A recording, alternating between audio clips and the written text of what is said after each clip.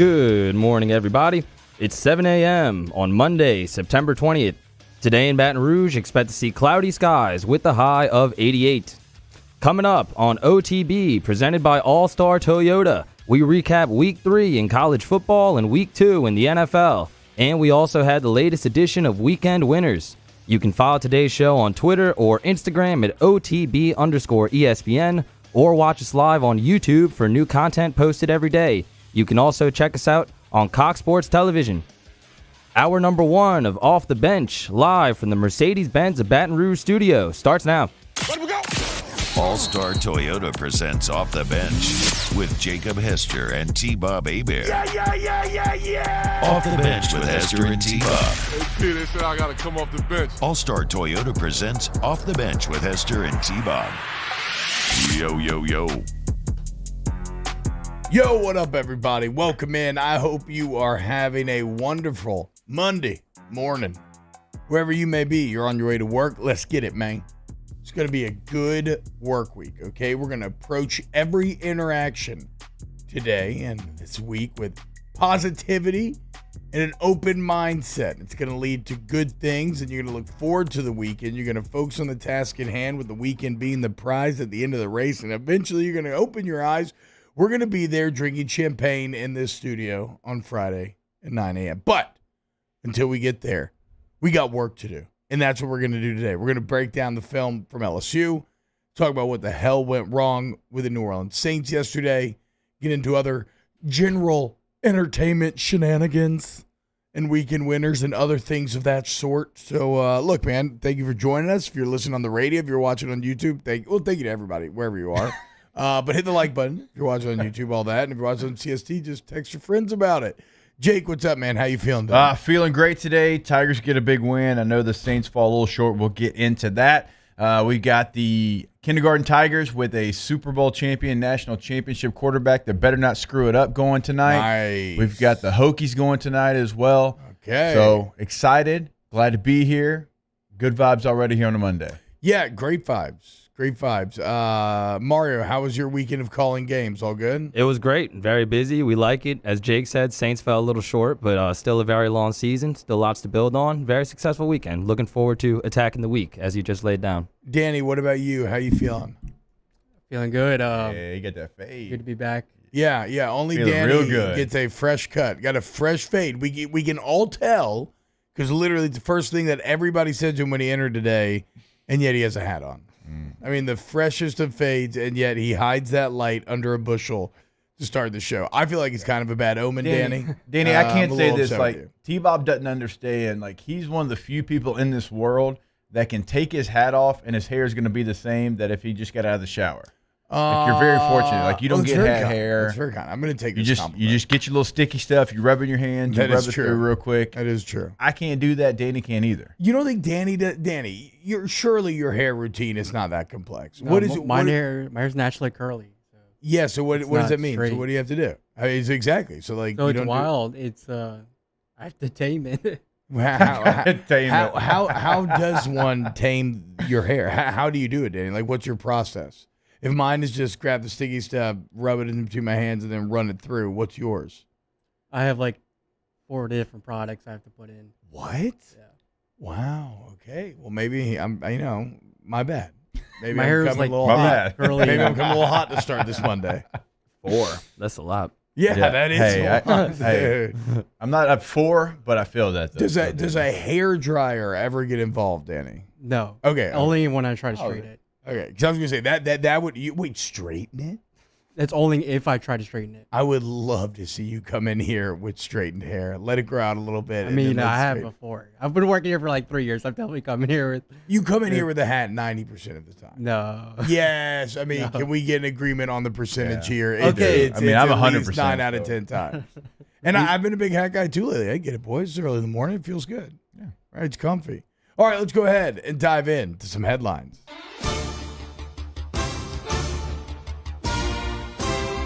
OTB headlines are brought to you by Barbecue Guys. Barbecue Guys, for those who are born to grill. Visit bbqguys.com to learn more. The LSU football Tigers get the job done, beating Jim McElwain and Central Michigan Chippewas. Screw the Chippewas, 49-21. We will break down this game in depth. Obviously, we have watched the film, ready to go. We'll get into it really next segment. But my overall takeaway, Jake, could be summed up like this. This is not greatly adjusted my expectations for the future necessarily, but I think there's no way that you could watch Saturday's game and not feel better about the team. Yeah. Now, like, the range of better could be, fall a lot of different places, but Absolutely. Everybody can feel better after what you saw Saturday. You did a majority of the things that we were asking you to show us that you could do. Was it perfect? Certainly not. You still have some things to work on. We'll get into those things, but you did improve and do some things that we didn't know you were capable of because we had not yet seen those things. So you can take something from this game. Are the problems fixed? No, not entirely. And you've got a conference game to continue to try to get better. You win a conference game, maybe our minds kind of change a little bit setting up a big match against Auburn, but this week is so imperative going on the road in the SEC early kick. In New Orleans Saints news, the opposite took place as it was a debacle in terms of the results. I mean, it makes a lot of sense given the different elements of the Saints have been dealing with, right? Missing half of their offensive staff, really half of the coaching staff. Missing 5 defensive starters, 8 starters overall. They've obviously been displaced for a while, et cetera, right? But the New Orleans Saints dominated beginning and end 26-7. First loss to the Panthers is 2018, but by far, and we'll get into these numbers a bit later, Luke Johnson has a really good article on NOLA.com, but by far the worst offensive performance of the Sean Payton era. This one felt like everything you just said, like everything that kind of they've been dealing with, that they've been so good at putting to the side and just holding off, finally caught up to them. There's a couple of things, though, that make me a little bit nervous when I start to break down the game, like Jameis Winston doing some things he certainly didn't do in week 1 with the ball, a little careless. Those are the things that I would like to see. Like if he just took sacks and the Saints lost the game, I think I would feel much better about it. But the fact that he kind of just floated the ball up a couple of different times, we saw him kind of revert to some of the things that we saw him do in Tampa. So hopefully they can get those things fixed, because that to me is a little bit scary. Yeah, I mean, there was certainly the one interception where you have a free rusher through the A gap, which like in like the baseline problem there is allowing a free rusher through the A gap. But yes, you, in sticking with, make the correct decisions and the results will follow philosophy that he's been espousing, eating that sack and holding on to that ball would have been a potential point of growth. We'll get to it with this Saints game, though. I'm not overly concerned. Not saying there's no red flags, but we'll talk about it more a bit later. I think most Saints talk will be coming up in hour number 2, if you want to just kind of get your mind right for where that is going to be. I have my beautiful LSU soccer scarf on. Passion and pride was on display Friday night in front of a record-setting crowd at the LSU Soccer Stadium as LSU Soccer opens up SEC play with a 2-0 win over Mississippi State. Danny, see the Twitter link there? Hit the video, bro. This goal is sick by Tanai Alexander. Wait till you see this thing, Jake. The nice 2-0 win over Mississippi State. They moved to 8-0 in the year. An NCAA 11-0, an NCAA leading 11 wins in a row. If you go back to last season, beautiful curling left foot shot here from Alexander at the top of the box. Choo! Damn, Bo. I think it's the first time since 2013 they've opened up SEC play with a win, which is kind of crazy. Yeah. So it's been a little minute. But the bottom line, the girls continue kick ass, out shooting the Bulldogs 19-7, 59% possession. They'll play Ole Miss in Oxford 6 p.m. this Thursday. So you want to beat Ole Miss in football? Here you go. I like what you did there, T. Nice job. It's amazing how quickly they've turned around, and we talked about it from the fall of 2020 to the spring, and they made really big steps in the form that they were in last spring. But to be this, I don't think anyone could expect this. The crowd was great. The scarves are fantastic, and there's a lot of juice around the program. So it's fun to see them go out there and win their opener against Mississippi State, something the other football team's trying to do. Yeah, we'll see. Yeah, exactly right. Open up SEC play this week, 11 a.m. To get us some other SEC scores, throughout the weekend. Golly, this weekend just absolutely wrecked my boys. Chattanooga and Kentucky were in a battle. Will Levis had to lead the boys back late, overcoming a couple of picks for Kentucky to get the 28-23 win, avoid the hugely momentum upsetting loss that would have been. Mizzou handled Southeast Missouri State 59-28. Tennessee handled Tennessee Tech 56-0. Texas A&M over New Mexico 34-0. Alabama, Florida ended up being a spectacular game, much better than anybody would have thought, especially when it was 21-3, and everybody's kind of counting their money. Alabama's going to cover. I was winning that number. I was wrong. As Dan Mullen and Florida fight back, they lose 31-29. Any thoughts on that real quick, Jake? No, I mean, the score was surprising. And when you get down 21-3 to a team like Bama, typically they suffocate you. They don't allow you to come back. Credit to Florida, and they did it running the football. They did it, really a hard-nosed way, and they did it without Anthony Richardson, the guy that was so dynamic, the guy that was the game changer that we said if he didn't play in this game, Florida has no chance. Well, they certainly had a chance in this contest. Emory Jones, got to give him some credit for the grit that he showed out there on the field. For whatever it's worth, Anthony Richardson did his whole backflip thing before the game.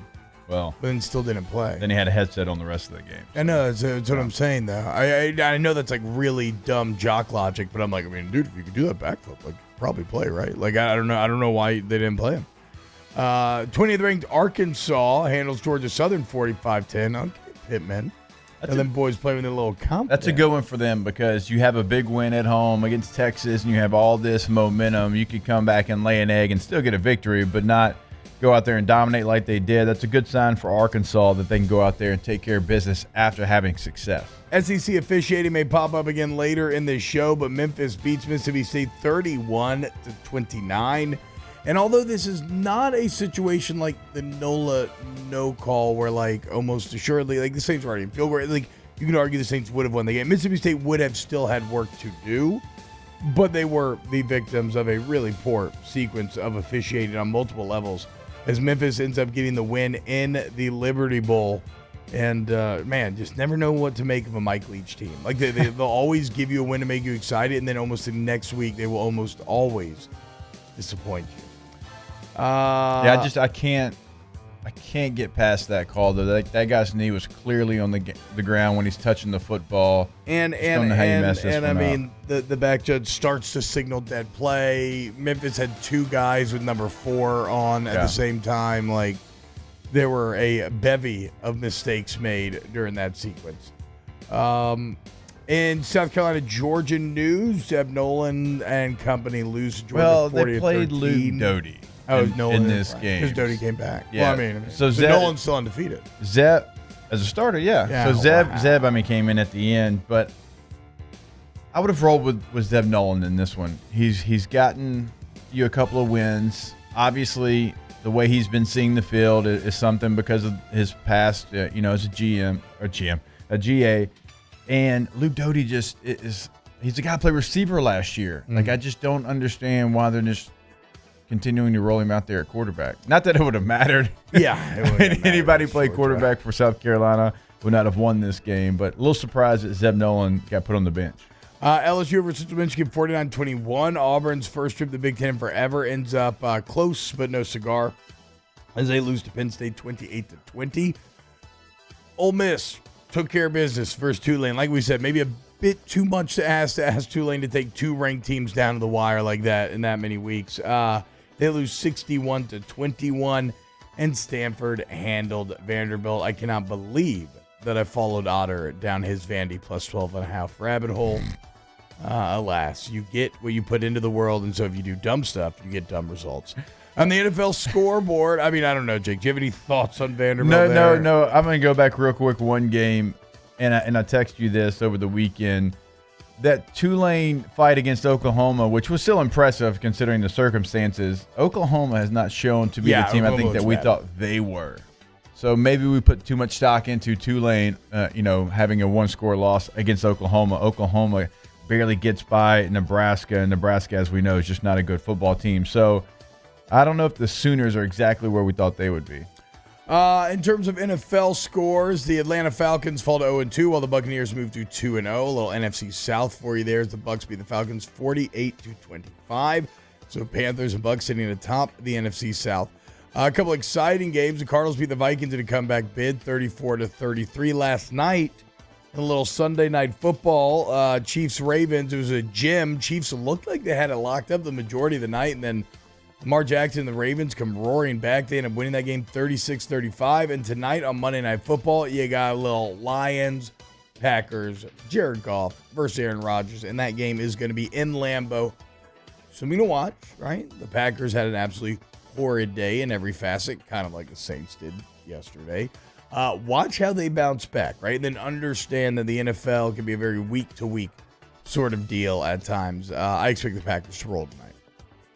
I do too, and Dan Campbell and them, as we know, I mean, they've got more issues in vogue right now. They're trying to figure all those things out, and the Packers are out for blood. And Matt Flynn sits in this chair every time he talks about Aaron Rodgers and says he's his best when he has a chip on his shoulder. Yep. He's heard 38-3 and how bad he was in Week 1 against the Saints, so I expect them to come out, even though they are on the road and just absolutely – or actually it's in Lambeau, so they're going to go out there and they're going to roll a bad Lions team. All right, look, man, if you are watching, please, we got 170-something watching right now, but only 25 likes. Hit that like button. It gets the numbers up, helps us out. Everybody wins. When we get back, a little LSU film review. Keep it locked right here on OTB. If you were born to grill, you have to go to Barbecue Guys for all your grilling and outdoor living needs. With the largest selection of top grills and outdoor products and best-in-class customer service, Barbecue Guys has it all. Visit BDQGuys.com. That's BDQGuys.com. Off the Bench with Hester and T-Bob. ESPN Baton Rouge, New Orleans, Alexandria, and 1130 The Tiger. All right, go to Louisiana811.com today. There you'll find all the information about what you have to do if you're putting a shovel in the ground. If you put a shovel in the ground in the state of Louisiana, you have to make sure that you dial 811 before you dig, because it is the law. This is something that you have to do.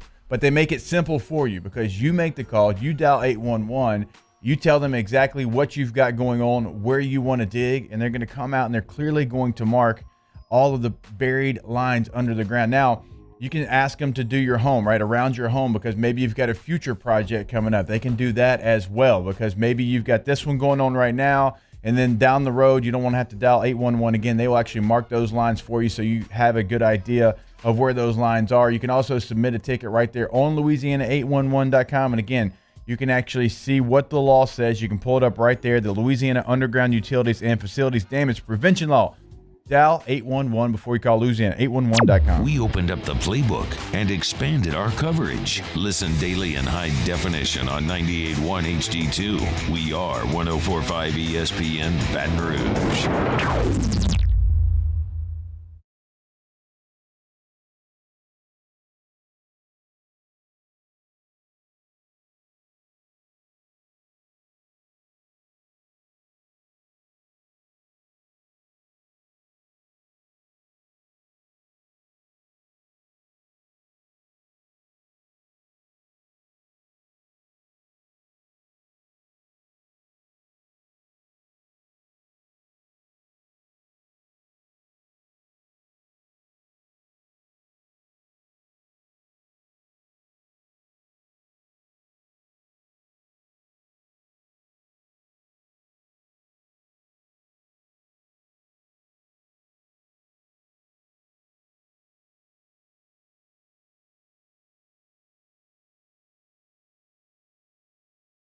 Do you have or have you had COVID-19? Antibody screening or rapid molecular testing can tell you. Lake Urgent Care Lake After Hours offers both, with results from molecular testing in minutes. Learn more at lakeurgentcare.com. I've been doing business with Luba for 25 years. They're dependable, trustworthy. It's just the attention to detail with our clients. Our folks have years and years of experience. They're highly trained professionals, but many companies have that asset. What I'd like to think makes Luba a bit different is that we use those talents in a way that truly is dedicated to serving the needs of the folks who depend on us. During these challenging times, we know your healthcare needs don't stop. Cancer, accidents, injuries, and heart disease are relentless. So we are relentlessly innovating to keep you safe, both virtually and in person, connecting you with providers remotely. advancing clinical spaces, providing rapid and accurate testing, social distancing, and certified cleaning protocols. We are Auctioner, and we will not slow down.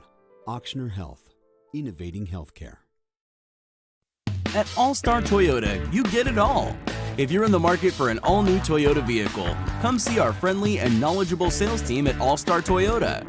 Located in Baton Rouge at the corner of Airline and Goodwood, we've been serving our community since 2005 by offering a large selection of new Toyota cars, trucks, and SUVs. Get behind the wheel of your dream car and take a test drive at All-Star Toyota today.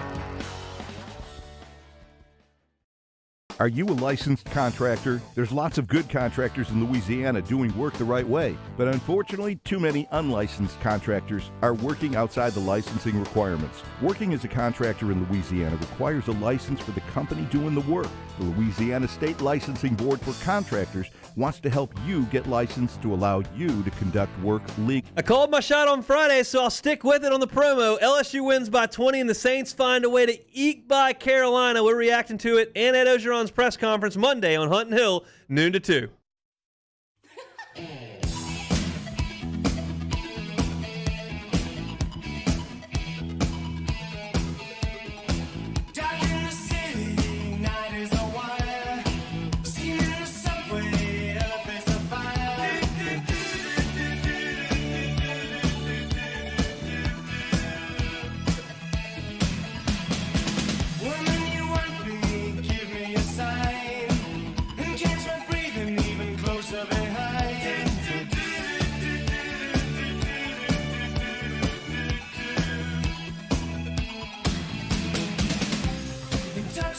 All-Star Toyota presents Off the Bench with Hester and T-Bob. ESPN Baton Rouge, New Orleans, Alexandria, and 1130 The Tiger. Yo, what up, y'all? Welcome back.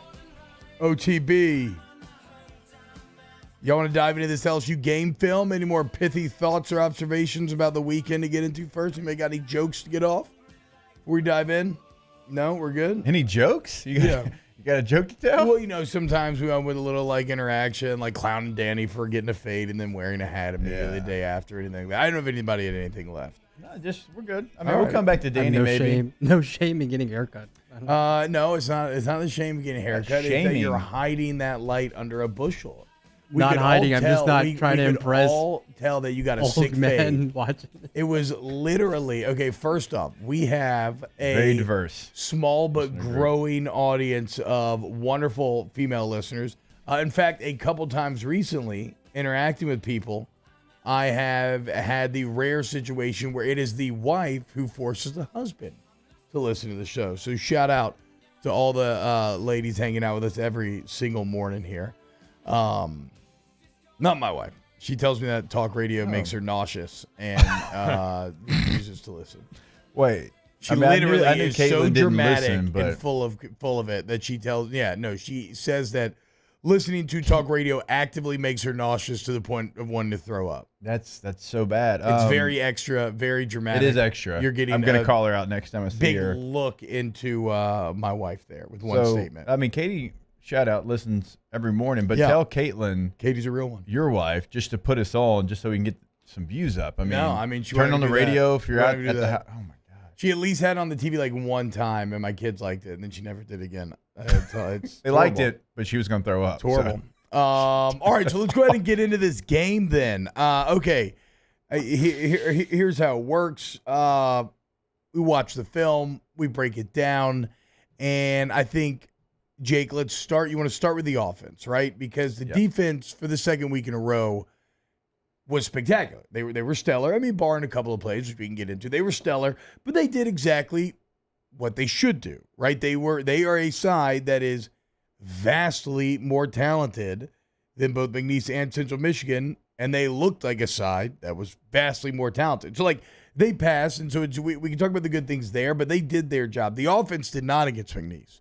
And it gave us some very clear goals about what we wanted to see out of the offense on Saturday. And LSU had a very clear vision of what they wanted to accomplish on Saturday. And it worked. And you saw it, right? They came out firing. Deep ball off the bat. Did not complete it, but they took that shot, right? Quick tempo.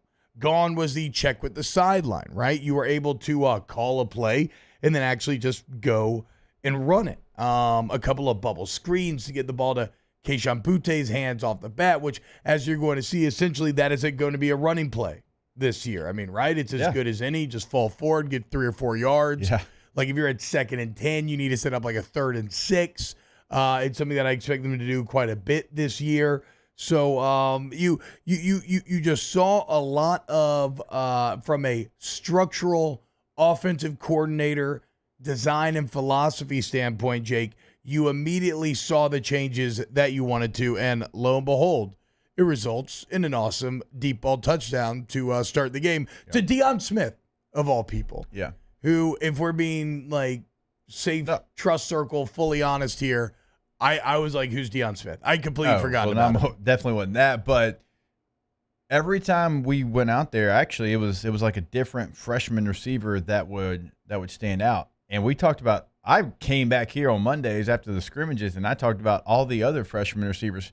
Every time I would go back, though, and I'd be talking with a coach or something, and be like, hey, what about this guy? And they'd be like, yeah, but Deion Smith. And I'm like, okay, I've been on the practice. Hadn't really seen it. And it was like every time I did it. But I'll be honest, like I had not seen him do that at the scrimmages or at the practices that I went to. Now, we're not there every single day, but you would kind of get that narrative. And I was starting to really doubt that, though. I was like, okay, y'all keep telling me about this, but I see the other guy. So, something in-house, I think they knew that, but they wanted to get him on the outside. So you move Kayshon Boutte to the inside, to the slot. That allows Deion Smith to go to the outside. And they felt like that was like their best unit. Yeah. Get Kayshon mismatched, on your third best cover guy. It allows you maybe, Deion showed you that he's much better outside and not in the slot. And so they were right. Turns out they know what they're talking about. But certainly the deep ball to him for the first touchdown was fantastic, and we'll go over it. But even I'm sorry, continue. Go ahead, host. Well, you set it up perfectly is the problem. The question I wanted to ask you.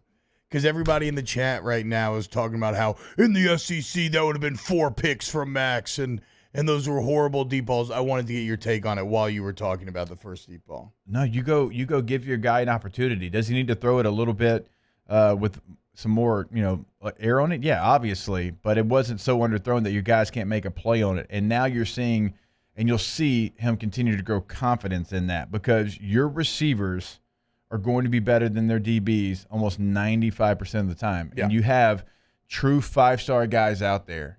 Allow your guys to go make a play. How many times, and we keep going back to it, did the 2019 offense just do that? When you had one-on-one coverage, Joe said, I trust my guy, I'm throwing it up, and Jamar took it off the top of their helmet. Yeah, and Joe wasn't always the best deep ball thrower. Now, he got pretty good in 2019, but in 2018, he was sketchy. But at least he was willing to give his guys a chance. Yeah. And I can't agree with the hypothetical opinions like that, an SEC game, those would have been like 4 picks. Like, no, you don't know. Like, in fact, if we're just going from a mathematical likelihood standpoint, you could maybe argue that it would be most likely that, like, a couple of them would have been incomplete, right? And you still would have hit a couple of them. So the point is, I thought to some me, of them, like the Jack Besh deep ball for his Jack Besh touchdown. was perfect. The second Deion Smith, where you hit him pretty much in stride, was pretty perfect. I mean, the first one where Deion Smith had to moss him, that's the one people are. But even then, like, that's not some sort of guaranteed interception. You know what is guaranteed? An incompletion if you throw it out of bounds where nobody can touch it, right? Like, that is a guarantee. Yes. So if it is a choice between the ball that Deion Smith had to moss versus the ball against UCLA that sailed out of bounds 15 yards and then it gave Kayshon Boutte a chance, I will take the mossy 10 times out of 10. Like Jake said, we're told the entire offseason this wide receiver group is supposed to be your strength, right? I mean, hell, Deion Smith was the least heralded member of the class, and look what he just did. That felt true on Saturday. We had Devontae Lee making plays. You have so many guys starting to show what they can do and that you can spread the ball around. Well, okay, if that's your best position group, trust them then to be your best position group. So I think people are running entirely too far with the narrative that, like, if this was the SEC, it would have been a horrible game for Max. That's absurd. This was a great game for Max. This was a punchback game for Max to a lot of the criticisms that he has dealt with recently. And maybe nobody got a bigger boon from the offensive shift in philosophy, Jake, than Max, right? I mean, you could tell how much the more decisive nature of the play calling helped him be decisive, because that's the word I kept coming back to watching that game, right? He felt decisive.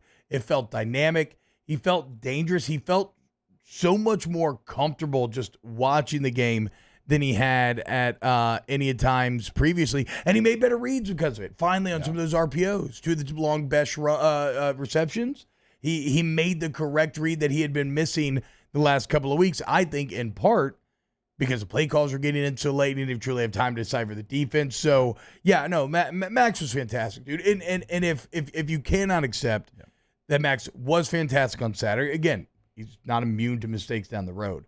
But if you can't accept that he was fantastic on Saturday, then your mind has been too warped by the Joe Burrow experience. And I feel you, because, like, I'm there too, right?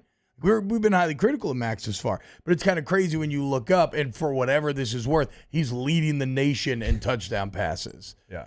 That's that's a point that we've reached, is that we're sitting here like, I don't know about this quarterback play, as he's leading the nation in touchdown passes. So it's not to say that he's the best quarterback in the nation, but that's not nothing. That's not nothing. Yeah, and this is more of his style. We've said it, and I mean, we've talked about this with Jack Marucci, who talks about all the different tests, and this is when Max is at his best, when he's going fast, and this is when he does his best thinking, and all the things they do over across the street. So you saw him do all the things that you want to see him do as far as tempo and make the right reads, and even when he got outside the pocket because the protection broke down, I thought he did a nice job. One of the biggest plays in the game came in the first series. It was a 3rd and 5 where he hits Jack Bech, and when he's rolling out to his left, Jack Bech is running like a little pivot route, and Jack does a really nice job of slowing that pivot route down as he's trying to go to Max, who's rolling to his left, because there was a defender right there. Max puts it right on him. He turns around, gets a first down, and then a couple plays later, boom, it's a touchdown. So it's like little small things like that, like for everybody to kind of understand what's going on within the offense. And you're starting to see what roles everyone's going to have on this team. Like Deion Smith showed you, he's going to be a true deep ball threat. Kayshawn has showed you he's going to be the guy that they put in the slot, try to create that mismatch. You're going to throw him some nows, you're going to throw him some bubbles, and obviously he's still going to have his intermediate 18-yard dig routes. Jack Bech has showed you that he is going to have a role on 3rd down and over the middle of the football field, and a little lanyap, he can go out there on the outside. And if you put a linebacker on him because he's labeled as a tight end, then you're going to take that matchup every single time, even a safety as well, because Jack has that type of receiving threat. Corey Kiner, somebody we'll talk about later on in this show, is starting to fight for some playing time because of what he can do when it's not blocked perfectly. There ain't no starting. We'll talk about that next. Who should be the starting running back? Well, what a starting stud. I think we know.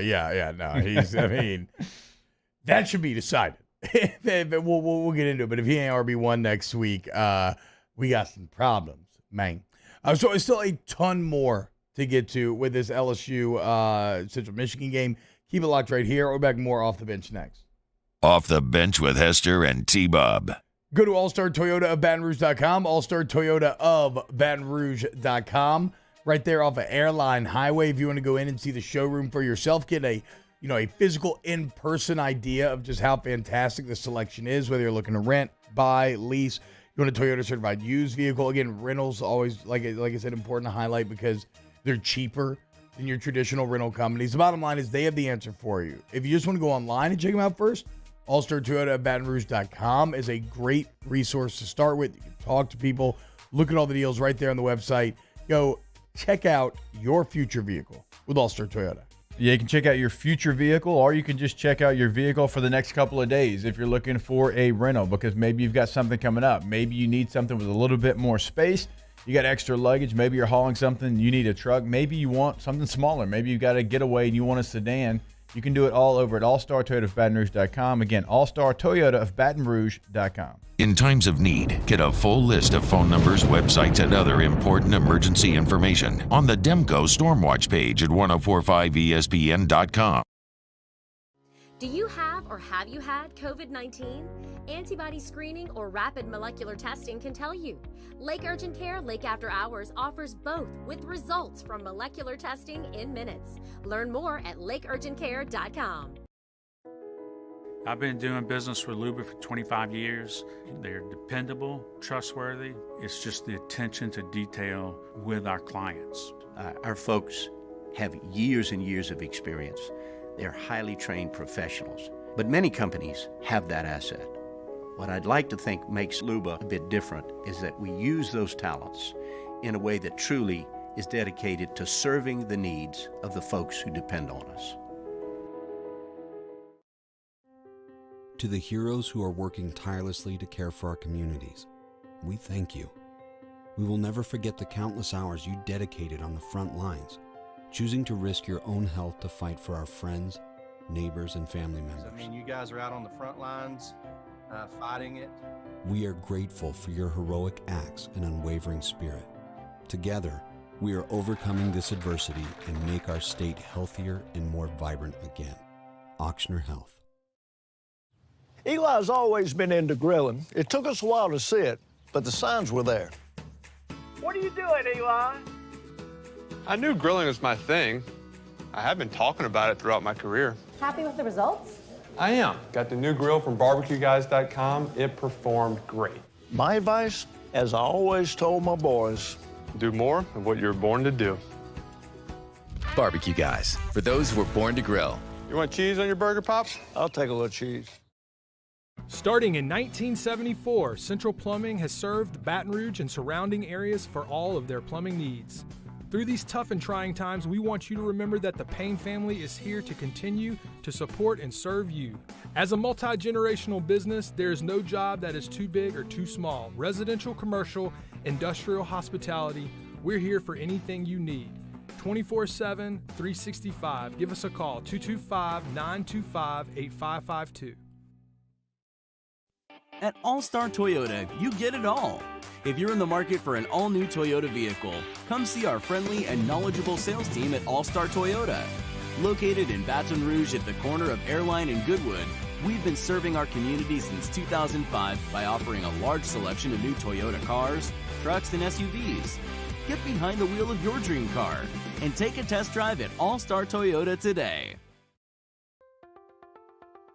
If you're in an accident, a car accident, a slip and fall where you're injured, you need to call an attorney. The defendant insurance company, it's their goal to close the case as quickly as possible and pay out the least amount. Hey, it's Musso. Join us for Monday's Early Line. We're recapping LSU Central Michigan, Saints Panthers, and the betting weekend. Plus, Tyler Moody will be along with some picks for Major League Baseball. It's Early Line, 2 to 3 Monday, 104.5 ESPN Baton. That were just in high school, okay? Yep.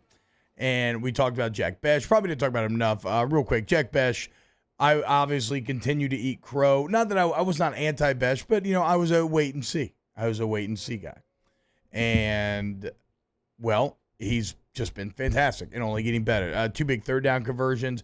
Finally seen him taking advantage of, like I said, in the RPO game. I also loved one of the plays where to help out Xavier Hill left tackle a little bit. They chip Besh and then have him turn around, just a little outlet for Max. That ends up getting a first down as well. He has now established himself with the flex celebration, which is an alpha move. So every big play, very tight and appropriate too, getting up and just flexing. And the one-handed touchdown grab. I mean, what are you going to do? Right? So it's not just speed. It's not just athleticism. There is skill there as well, because that one-handed touchdown grab, he was draped. The ball was placed perfectly by Max, and he found a way to bring it down. So, yeah, Jack Besh living up to the undercurrent of hype and then some that was surrounding him coming in the year. Well, again, and I'll continue to say this until we finally realize this.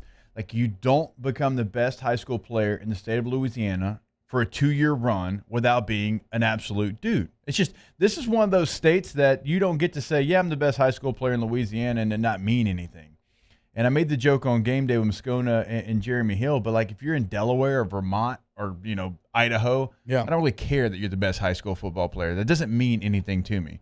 But if you're from Louisiana, Texas, Florida, Ohio, by the way, Mr. Ohio last year, Corey Kiner, that means something to me. Jack Besh, I think, holds the record for state championship receiving yards, okay? This guy dominated at a very high level in high school, and he's a playmaker. He was committed to Vanderbilt at one time before LSU offered. Then, thankfully, LSU offers because you can't deny, what he is. And this isn't a nice little story of, oh, this guy's good. A little undersized, not the fastest, jack of all trades, master of none. This dude's a huge, rattle off big, all the athletic. rattle off all the white boy things. Yeah, basically. I mean, it is what it is. This guy right here, he's got all the things that you're looking for, Yeah. and we're seeing it, and he's doing it in a number of different ways. He can be a real weapon. Like, how many tight ends do you know that can line up and do that? And I know you could say, well, he's more of a receiver. Yeah, but he is buying into his role as a tight end. Yeah. Right? That's the key. You have to buy into that role. Because Well, if you also just come then in and allows you're thinking about receiver the whole time, because, man, the guys I came in with, the guys that I had better stats in high school, they're out there getting to play receiver. Why do I have to play tight end? Why do you have to play tight end? Because you're a starter now, because you're on the field, and that's all he cares about. Well, and if you have a spectacularly deep wide receiver room, you want more of those guys on the field as well, right? So if you can slot Besh into tight end, well, all of a sudden now you can get Brian Thomas on the field as well, or somebody else, right? Deion Smith, whoever the case may be. So, yeah, his role is very clear what his role is, and he has been fantastic, and you expect he just gets better, more time on task. We mentioned Deion Smith, so the first deep ball where everything he did tonight was just spectacular. The first deep ball where he mossed the guy, maybe the best play on the night was the twisting catch on the sideline that was reviewed and later deemed to be a complete pass, where he literally, like an owl, able to like spin its head around 360 degrees. He somehow torqued his body back, brought the ball in, and had possession before his foot went out of bounds. What's weird about that, little fun fact, and Tom Hart caught it on the broadcast, but he caught that at Central Michigan's 45. They came out of the review and spotted it at LSU's 45, and nobody caught it. I'm not taking that. Whatever. I think just objectively speaking, that is a little bad on the coaching staff. Somebody should have been freaking out about that and like getting on them. It should have been caught. It wasn't. But really, what's fun about it is now that was a 93-yard drive. So you had a literal 103-yard touchdown drive with no penalties. Like, because normally you'd be like, oh, well, you have that. Sometimes you get set back by PI or something. Well, no, because that doesn't count because there's a penalty. So your yardage, like, no, that was a literal 103-yard touchdown drive. But so there was that catch from Deion Smith, the 35-yard crossing route where he basically pulled like a Justin Jefferson cut and killed a guy. I'm really excited to see if, like, with Deion Smith, will this just be a flash in the pan, a la John Emery against Vanderbilt last year, or is this a kind of base upon which he can grow? And then finally now, Jake, what did you see out of Corey Kiner? I saw a guy that doesn't have to have it blocked perfectly and still can be a very effective runner. And with this offensive line, with what we've seen so far, it's now 3 games. This is what it is. You need a guy like that because not every running back is created equal. We know that. And I will hold my hand the highest. Like me as a running back, I like to see it blocked up the way it was supposed to. And we ran zone a ton, zone extra as well. And I was going to cut off what the offensive line was blocked. Oh. Somebody switched our mics. You muted me there. The cough buttons. I get that you want to be the host, but you don't have to mute me. My bad. Go ahead. No, so and that's who I was, and that's fine, and that's what TDP is. Like TDP, someone's going to read it. And if you give him a crease, he's going to take it and all that. TDP had like 3 or 4 fantastic blitz pickups. He did, where he chopped the hell out of a dude. But with this offensive line currently, the way that it's blocking, right, that's not going to help you thrive. Yeah. So you need someone like Corey Kiner who is going to knock somebody out of the club with a stiff arm and then run 26 yards down the field. He's going to hit a spin move on a touchdown run, right, in space. He's going to hurdle somebody like we saw on the sideline. That's just what it is. He's a smooth runner, and he's a patient runner. Like, he has got some real Le'Veon Bell vibes about, like, not rushing to the line, allowing it to kind of figure itself out, and then making his break, right? He's not trying to hit the hole as fast as he can, pressing it, and then all of a sudden he's running into the back of a guard's back. That's not what he's doing. He is showing you that he has got some real running skill. He is athletic enough to be patient. Like, if I'm out there and I'm trying to do that, if I'm trying to kind of skip and be patient, I'm going to get tackled at the line of scrimmage, because once I see the gap and I try to hit that third gear is going to stall a little bit, right? If you're watching online right now, too, so the spin move touchdown, look at the play design. I like this from Peach, right? They've been doing more and more of that little toss sweep. They ran it for a touchdown earlier with Kayshawn. Well, on that play, you fake the toss sweep, and then you give it to Kiner, and he ends up rewarding you with the great spin move. I mean, the energy, the same way that a lot of people were talking about last week, the energy with Nuss felt different or whatever, right? The energy with Kiner does just feel different. And before you say, well, he did it in the fourth quarter when nobody really cared. That's when it's the hardest to run the ball. Well, also, but go and watch the drive. I hated that. Go watch the drive in the second quarter where LSU made it 28-7. He was arguably the key on that drive in the second quarter as well. He's just not the one that found the end zone. So it's clear. Corey Kiner's RB1. TDP definitely still has a role to play. And like I said, maybe it is something on third down because of some of that pass blocking as well. But, yeah, Corey Kiner's RB1, and that's just all there is to it, really. I mean, surely he gets to start this weekend. Yeah, and at the running back position, obviously, like you mentioned, T, like everybody's going to stay ready because you're going to need your roles. And Armani Goodwin's somebody that they've talked about probably more than any other running back, and we've only seen it because of injury. Like, what's his role if he comes back? But I think Corey Kiner has deserved to be out there and get a bulk of the carries with the first team. Right now, he grades at 74%. TDP right now is at 60% when you start looking at some pro football focus grades. The stiff arm by Kiner, too. I mean, dude, what more can you get say about out it? the That was club. one of the best stiff arms you'll ever see.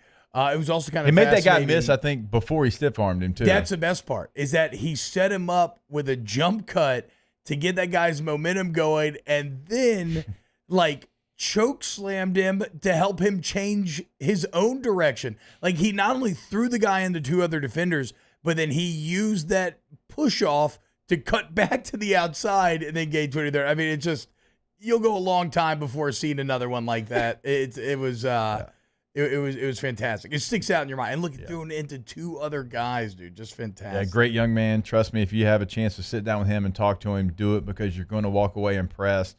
After he ran for the score, I was walking down the sideline to do the post-game hit, and I'm like, hey, man, great job. Nice run. Love to see it. And he's like, yes, sir. Thank you, sir. There we go. I'm Corey sorry. Kiner making a name. A couple of young guns flashing out. Okay, so a little bit more to get to the LSU as we close out the hour. Quick segment coming up.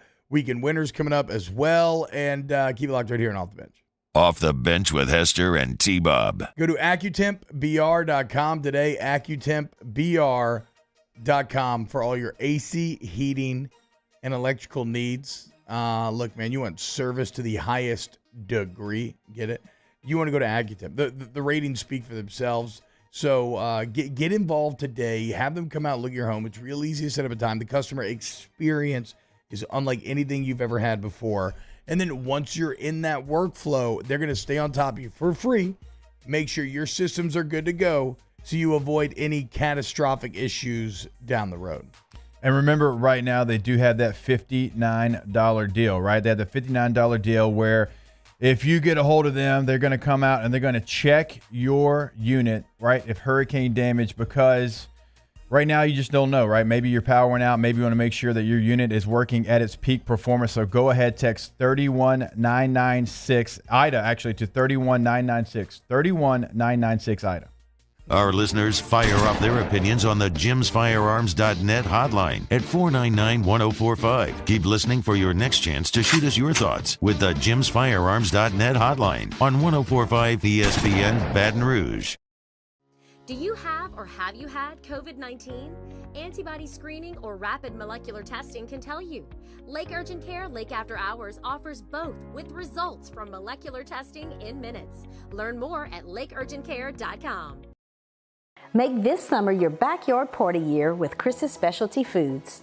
Wings, burgers, brisket, steak, and boudin, plus great Cajun side dishes.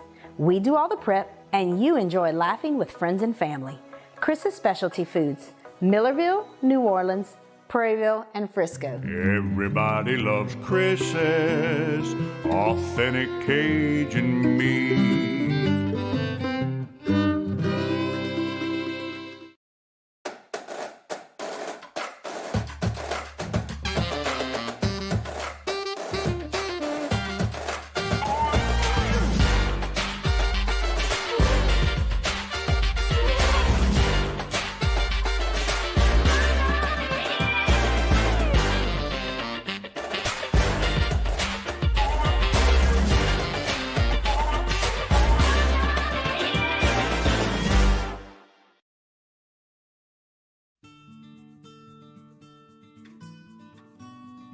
This is a house call.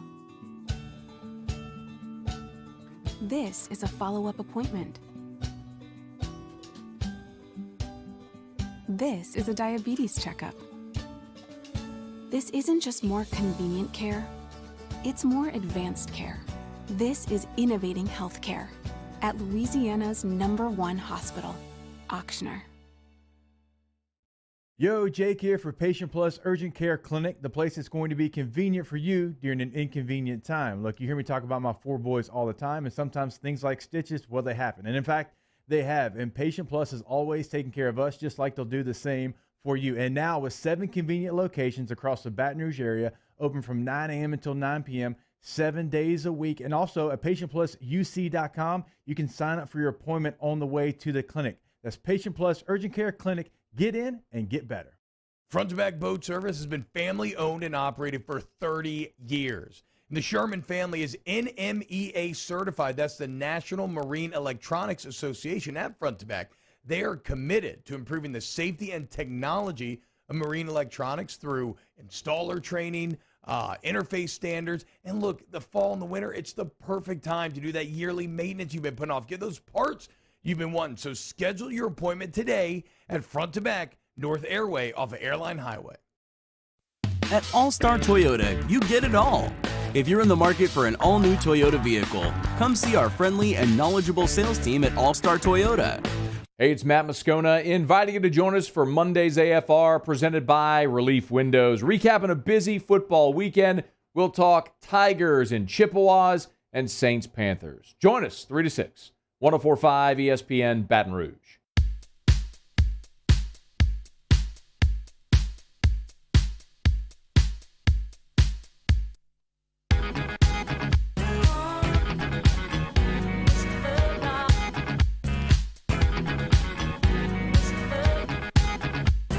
All-Star Toyota presents Off the Bench with Hester and T-Bob. ESPN Baton Rouge, New Orleans, Alexandria, and 1130 The Tiger. Yo, what's going on, y'all? Welcome back. Got about a minute here, closing out. Okay, Danny, go to the link in the 745 here. As our guy Hold the Mayo, who y'all should check out, Hold the Mayo. Follow him on Twitter. It's Monday. My man's going to get red beans and rice for what's probably like the 72nd week in a row or something. It's Monday. That's what you're supposed to do. But Hold the Mayo was watching Memphis, Mississippi State. And he noticed my little brother in the stands. Hardcore Memphis Tiger fan. Oh, yeah, there he is. Look at the size of that middle finger. That is the tiniest middle finger on the face of the earth. So look at that little thing. I feel you, bro. You're, like I said, you're my little brother, but like, look at that thing, dude. It's, yeah, I don't know. I guess I have no other great commentary besides just look at it. It's fantastic. I'm sorry if you're listening on the radio. You should watch it on YouTube or look it up online. Go follow Hold the Mayo on Twitter. But, hey, shout out to that guy. You know what? That guy had a good day. That guy got to watch his Memphis Tigers win in the Liberty Bowl and take down an SEC team. That I don't even know what to say. No, it looks that looks fake, but it's real. It does. It kind of looks Photoshop. Maybe you know what? It's probably just a bad angle. No, there's no angle that makes that better. Bad angle. Nope. Weekend winners coming up next. Off the Bench with Hester and T-Bob. Go to RejuveMeMedical.com, RejuveMeMedical.com. Restore me, refuel me, rejuve me. You get back to feeling like your younger self. Get that energy back that you used to have, man. Rolling out of bed, rolling into bed. You want to go with Rejuve Me because they will customize a plan for you. This is not one size fits all, okay? You're going to be the lifestyle specialist. They're going to draw your labs. And they're going to use this comprehensive information to create a comprehensive plan to treat an aging, man. So get back to feeling like your best and most youthful self with Rejuve Me Medical. Yeah, like if you're in your 30s and you have a couple of nights out on the weekend, you should be able to bounce back on Monday. But if you're struggling and you're like, wait a minute, why can I not bounce back? You need to go get your labs checked out. So many different reasons because we all age different. Get that consultation set up today at RejuveMeMedical.com right there on the homepage, or you can call with any question you might have, 225-230-4201. Do you have or have you had COVID-19? Antibody screening or rapid molecular testing can tell you. Lake Urgent Care Lake After Hours offers both with results from molecular testing in minutes. Learn more at lakeurgentcare.com. It's no secret. The best oysters in Baton Rouge are at Jolie Pearl Oyster Bar. Enjoy mouth-watering South Louisiana flavor and oysters from all over the country. And don't forget our nightly drink specials.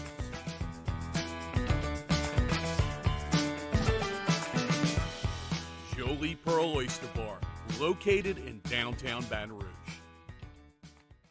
Gulf Coast Office Products is a nationally recognized Savin office equipment dealer based right here in Louisiana. Over 100 employees strong, Gulf Coast has the boots on the ground to support all vertical markets from education, engineering, legal, and finance. With the latest in office technology from desktop to production segment units, Gulf Coast and Savin have the perfect fit for you.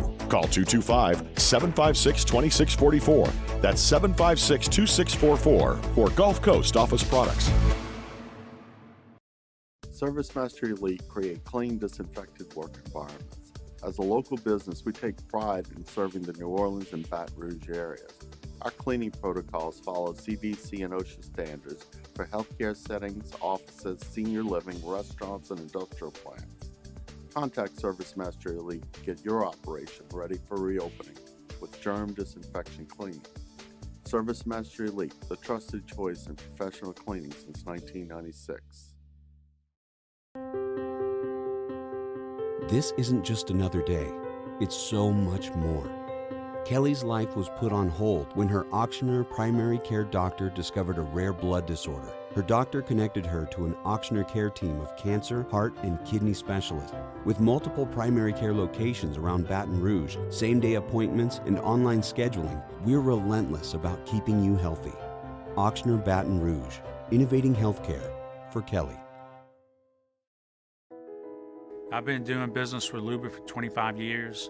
They're dependable, trustworthy. It's just the attention to detail with our clients. Our folks have years and years of experience. They're highly trained professionals, but many companies have that asset.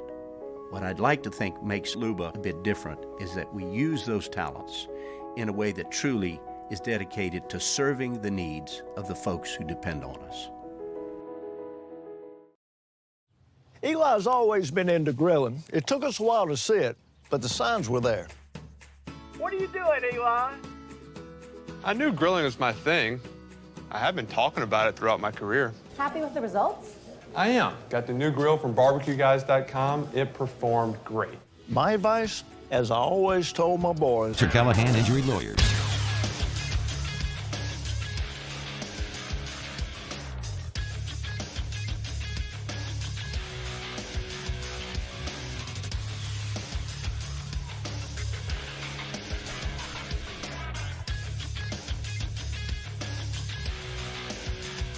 Good morning, everybody. It's 8 a.m. on Monday, September 20th. Today in Baton Rouge, expect to see cloudy skies with a high of 88. In case you missed hour one of the show, you can now catch that up at the on-demand section at 1045ESPN.com. Coming up in hour two of OTB, presented by All-Star Toyota, we had the latest edition of Weekend Winners. We'll also give our thoughts on the Saints' loss to the Panthers and the rest of Week 2 in the NFL. You can follow today's show on Twitter or Instagram at OTB_ESPN or watch us live on YouTube for new content posted every day. You can also check us out on CST. Hour number 2 of Off the Bench, live from the Mercedes-Benz of Baton Rouge studio, starts now.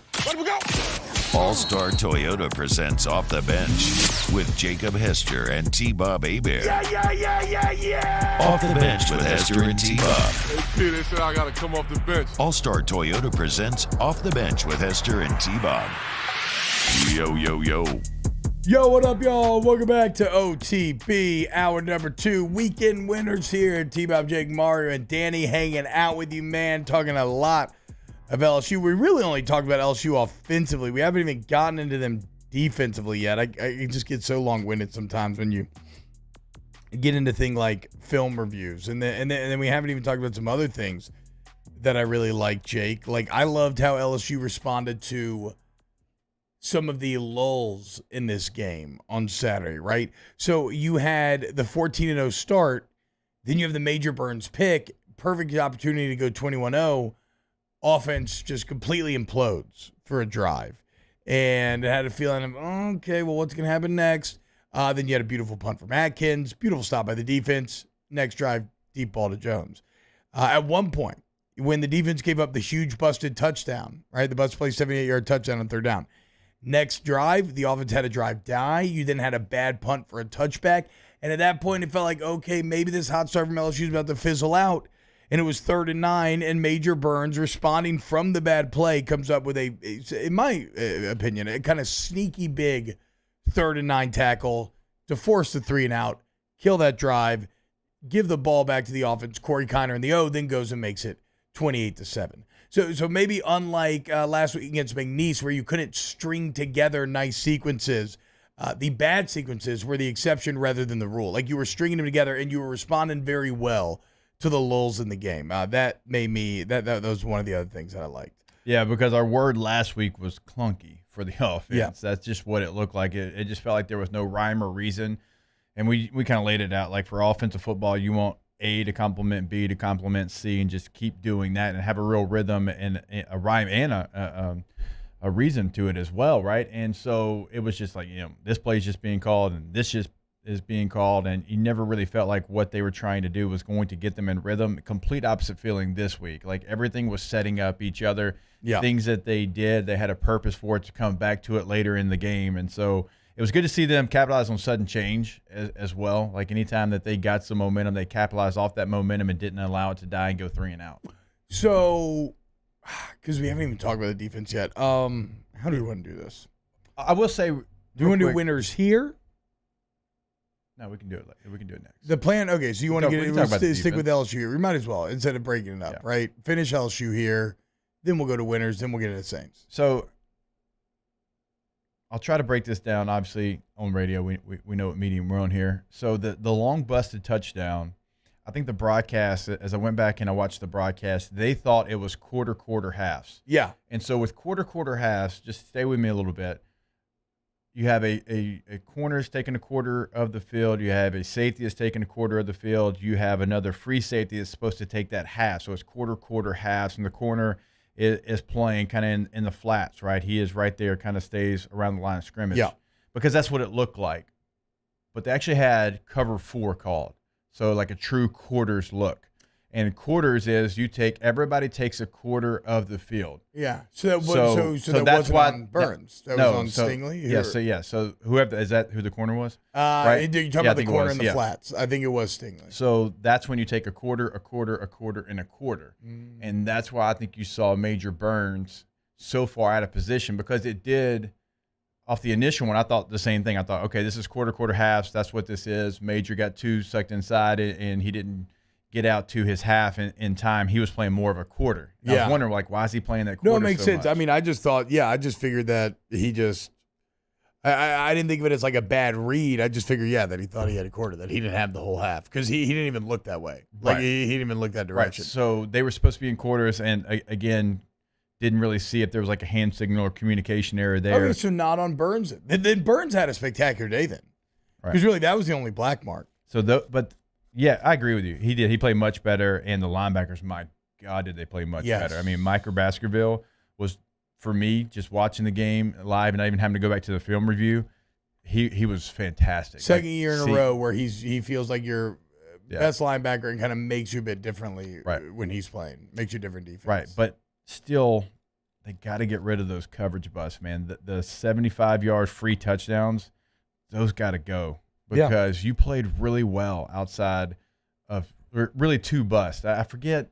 I'll have to go back and I'll look at my chart of plays. The second touchdown, and I know it was late in the game and it didn't really affect the game, but still, that was another busted coverage. Yeah. Like, those are the 2 scores you gave up, really, were busted coverages. Like, they didn't really earn those 2 touchdowns, and you get another one. And obviously that's from like pick 6. And that's the red flag there, is because nobody gave up more big plays than LSU last year. And if you look at the UCLA game, it was really impactful and kind of arresting the momentum of that game where the offense had finally broken through. You take a 7-0 lead, and then a second later, 14 seconds, I think to be literal, there's a 78-yard touchdown, and it's a tie game, right? And all that hard work that you just put in offensively is immediately washed away. So I agree with you. It has to be fixed. But outside of those couple of plays, the defense was the bully here. For the second week in a row, they were clearly superior to the competition, and they looked like it. And you had some guys show up, right? I loved seeing Derek Stingley on the huge hit, forced fumble to set up a return for a touchdown, given a lot of the criticism, earned or unearned. It's your opinion, doesn't matter. But the criticism has existed about him checking out or him not really wanting to play, him not really wanting to hit. Well, that was about as direct of an answer to all of that as you could get. Early. Right off the bat. I love the fact that Andre Anthony scored. That was great. Even the play before, though, I give Steen credit. He came up and he stopped him right there and came up and was physical even before the fumble. Yeah. Right? So he had a few good tackles even so after, you saw too. multiple ones right there, like in the same series. And, hey, if you're not going to throw at him, he has to find some way to impact the game, and that was a great way, obviously. Again, I love seeing Andre Anthony score. That's just awesome for his career. He has earned that. I hope Andre Anthony's okay. I'm a bit terrified. I tore my ACL in a non-contact fashion, and I know what that feels like. And sometimes you can almost eyeball these things. And again, I am not a doctor, and this is not any inside information. This is just me watching that play. It did not look very good. That feels like an ACL potentially. I don't know. I would hope not, because he's worked so damn hard. He's finally put himself in that position. He's a leader on this team. And look, and he's been great. Like, he's actually just been great rushing the passer and it gets right. So, like, you're going, if he is out, not only are you losing an excellent player and a ton of production, but maybe even more so, Jake, you were losing some premier leadership. Yeah. He was one of the voices that everybody turned to after the UCLA game, say this is going to be different. He is one of the kind of heart and soul guys for that team. He did tweet out, I think it was a day ago, thank you to everyone who's reached out. I really appreciate all the love and support. Please keep me in your prayers. It's in God's hands, praying and hoping for the best. So maybe an MRI still incoming, but certainly a little scared about that. Yeah, I mean, T, you know this. I mean, you've had this injury, but when you engage like that and there's no real contact to it, and that's when you feel it, that's usually not a good sign. Obviously, he had an MRI yesterday. We'll see whatever those results are. I'm sure Coach O will probably have the results today when he meets with the media for his press conference a little bit later on after we finish up. And you hope for the best. You truly do. The worst, so. I am too. But this is a guy that's done it the right way. He's waited his turn. He's not only become, like you said, the biggest leader possibly on the entire team. I mean, he's been a voice for the team. He's playing at a really high level. Yeah. I mean, he was top 5 in the country in sacks when he goes down, and what he means to you on the field and off the field in a position where you're right now you're a little thin. Now, we did, even before the injury, though, I do want to point this out since we're talking defense. Mason Smith played in even before the defense. He kicked out a ton. They have a big boy lineup where it looks like they've been going Neil Farrell, Joseph Evans, and then Mason Smith at end. And it's a big boy lineup, dude. Was Anthony on the other side of that, or was Ojulari? I think it might have been Anthony, which is a really big boy lineup. First and second down, you want to try to run on that front? Like, good luck, dude. That should be very tough to do. So, we'll look for Mason Smith, I think, continue on first and second down to kind of factor in that way. I mean, you got to put him out there, because I think he still gives you the option to have the best 4 out there, and you can have Roy and Guillory and Farrell and all those guys interior. Is Mason Smith a start on the inside if you're fully healthy? Yes, but with the talent that he has and the athletic ability that he has, I think you certainly got to kick him outside, because your depth on the defensive front is certainly not at end. It's in the interior. Yeah. So roll some of those guys in there in the interior. Allow Mason Smith and B.J. Ojulari to be your starting ends. Well, no, also, like, so you think even on third down. See, I love it. I mean, I don't mind it until on third down. Until comes back, yeah. I would. Okay. Because I don't mind it from third down, but I love it on first and second down. Just again, because of size. If you want to roll Desmond Little out there on third down to be a rusher, that's great. He's obviously not a guy that's going to play all 3 downs. That's just not his body type. Well, I guess I'm coming from the standpoint that now Jacoby Guillory's been flashing lately too, but I just feel that Jaquelin Roy and Mason Smith are your best interior pass rushers. thus far, or at least they have been. You want to hear something insane? This is crazy. From Todd Polides. Andre Anthony's scoop and score following a reception fumble was the second in LSU football history, or at least since 1946. So I don't think it's if I'm reading this correctly, maybe reception is the weird qualifier here, right? It can't be the second fumble in return for a touchdown, right? But maybe it is the second time in school history where there's been a caught ball, reception, fumble, and then return for a touchdown. And I was like, wait, but didn't it like just happen against A&M? That's the only other time that Polite says that it happened was in 2018 with Devin White. Remember, they stripped that ball. Yeah. They desperately needed that score. That's wild, dude. So that gives you an idea of, before Andre Anthony got hurt, just how rare what he got to accomplish was. Nice move, by the way. Nice stiff arm on the sideline right there. Okay. Like that. Okay, other things defensively. Jaquelin Roy just continues to show out. His presence is consistently felt. Really, Andre Carter, his impact is being felt, dude. Lead the nation in sacks. Lead the nation in sacks, which, is, partially due to the competition, but still nothing to turn your nose up at, right? I mean, you've seen a lot of teams in the past going to bad competition and not lead the nation in sacks. Pete Ojulari is number 1 in the entire NCAA in sacks. In fact, while we're continuing with those stats, Shea Dixon had a great tweet. Keyshawn Butte is number 1 in the NCAA receiving touchdowns, and Max Johnson's number 2 in the NCAA in passing touchdowns. So good there. But when you look at the D-line, everybody's pass rush moves look so much tighter and more deadly this far. Partially competition, but still, they all have a plan in place every single snap. I think Roy might be becoming a little dependent on the swim move, but it's working, so we'll see. But either way, Andre Carter, the new defensive line coach, owner of 80-plus NFL sacks, I feel like he's done an excellent job of making his presence felt early because these guys look way better than they have previously. And then some guys you just hadn't seen before, like Mason Smith, who's just a monster. Yeah, I think that's fair. But even guys like B.J. Ojulari, who has always been a rush specialist type of guy, like you're seeing him use all of his bag. You're seeing him set up moves like with every single play. And so I think he's got more to his game than he did certainly last year. And I know he's young last year, but you can tell that they're getting coached differently. So I still have concerns like you, Jake, about linebackers. Still have a bit of concerns about the coverage. If linebacker was better, I still wonder how do you feel now? Early preview here. Temperature check. LSU, Mississippi State this next weekend. Mississippi State taking a huge step back from the big NC State win to now what happened on Saturday, and then LSU taking a step forward. Yeah, you certainly got the momentum going forward. You got the big win, a game when, I got to call him out a little bit. Our guy J-Boy said upset alert of the weekend was LSU versus Central Michigan, right? And you go out there and you take care of business in every way. So you get the win. They go on the road. They lose a heartbreaker to Memphis, considering how that game went down in the big play on the punt for a touchdown. It's 11 a.m. kick. Their fans aren't going to be into it as much as they would have if they would have won that game against Memphis. If they'd have won that game against Memphis, the 11 a.m. kick doesn't mean as much because they're still out there. So you've got some momentum as far as all of that, the extra stuff. So what about not from like a momentum standpoint? I was going to get there, but you.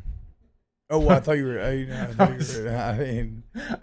I thought you were done, dude. I was still talking, and you raised your finger up, right? Yeah, I thought. Okay, wow. We'll save it.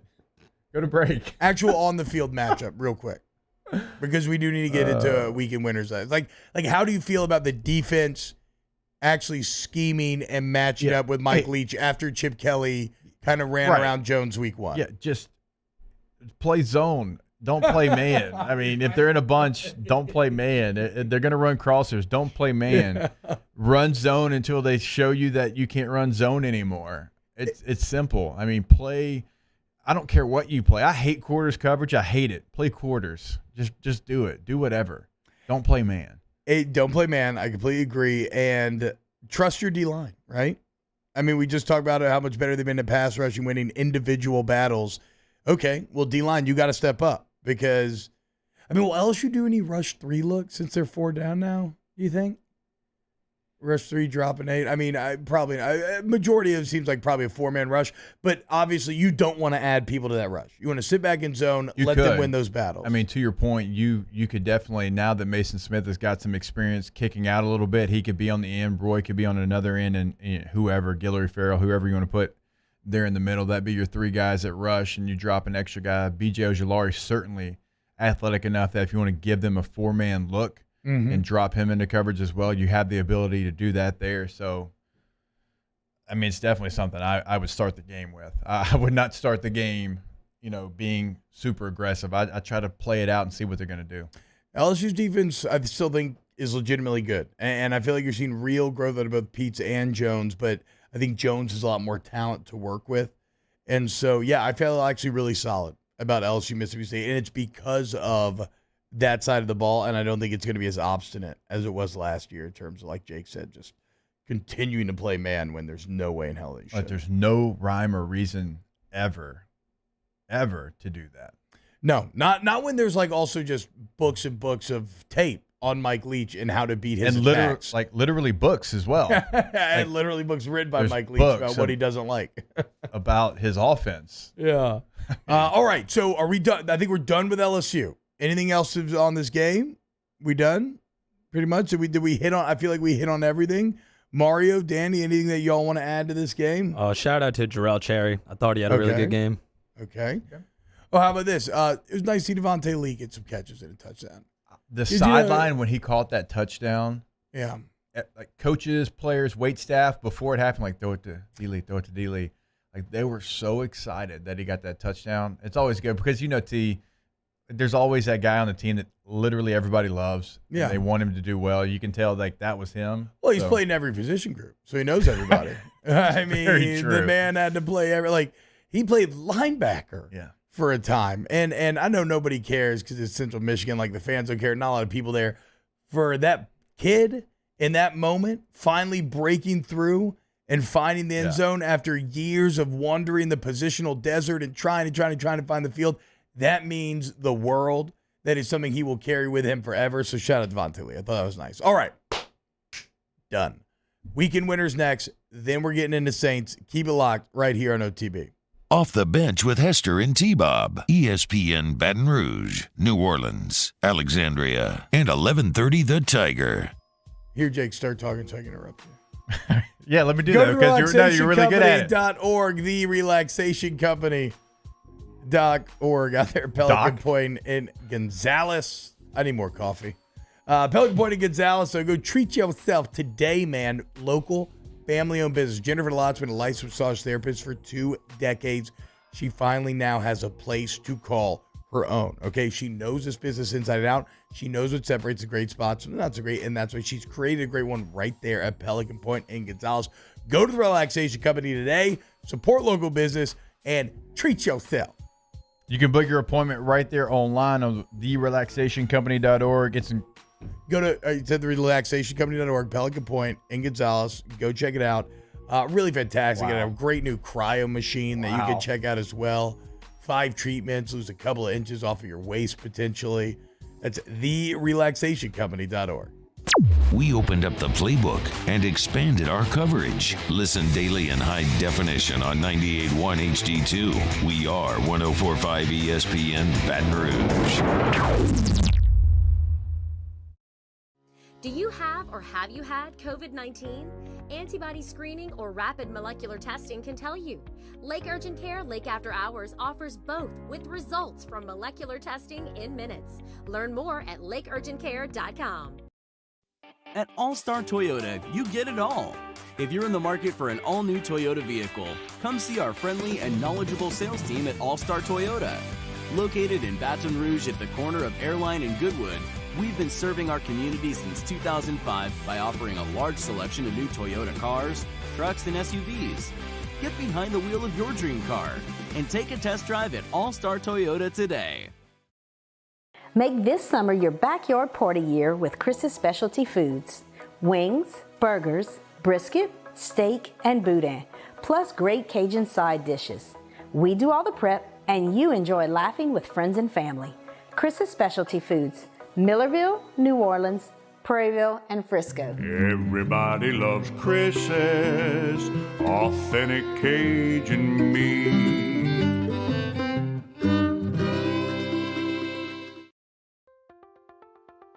If you're in an accident, a car accident, a slip and fall where you're injured, you need to call an attorney. The defendant insurance company, it's their goal to close the case as quickly as possible and pay out the least amount of money as possible. That's why it's important to call an attorney and call the law office of O.C. Brown. At the law office of O.C. Brown, we're a family-owned firm. We want to be your law firm for a lifetime.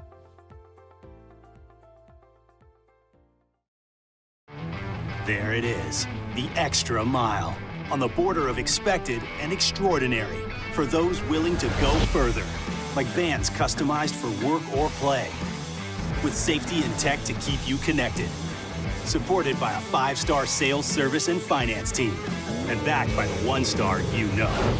So go the extra mile. It's never crowded, because so few have what it takes to go there. Mercedes-Benz Vans.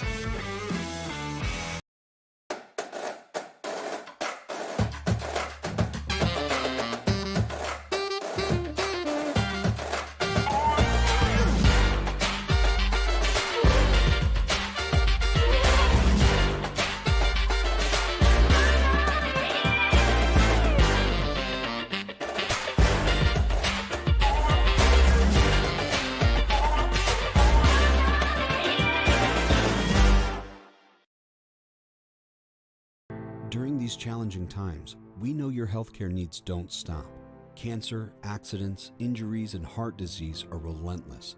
So we are relentlessly innovating to keep you safe, both virtually and in person. Connecting. I called my shot on Friday, so I'll stick with it on the promo. LSU wins by 20, and the Saints find a way to eke by Carolina. We're reacting to it and Ed Ogeron's press conference Monday on Hunt and Hill, noon to 2.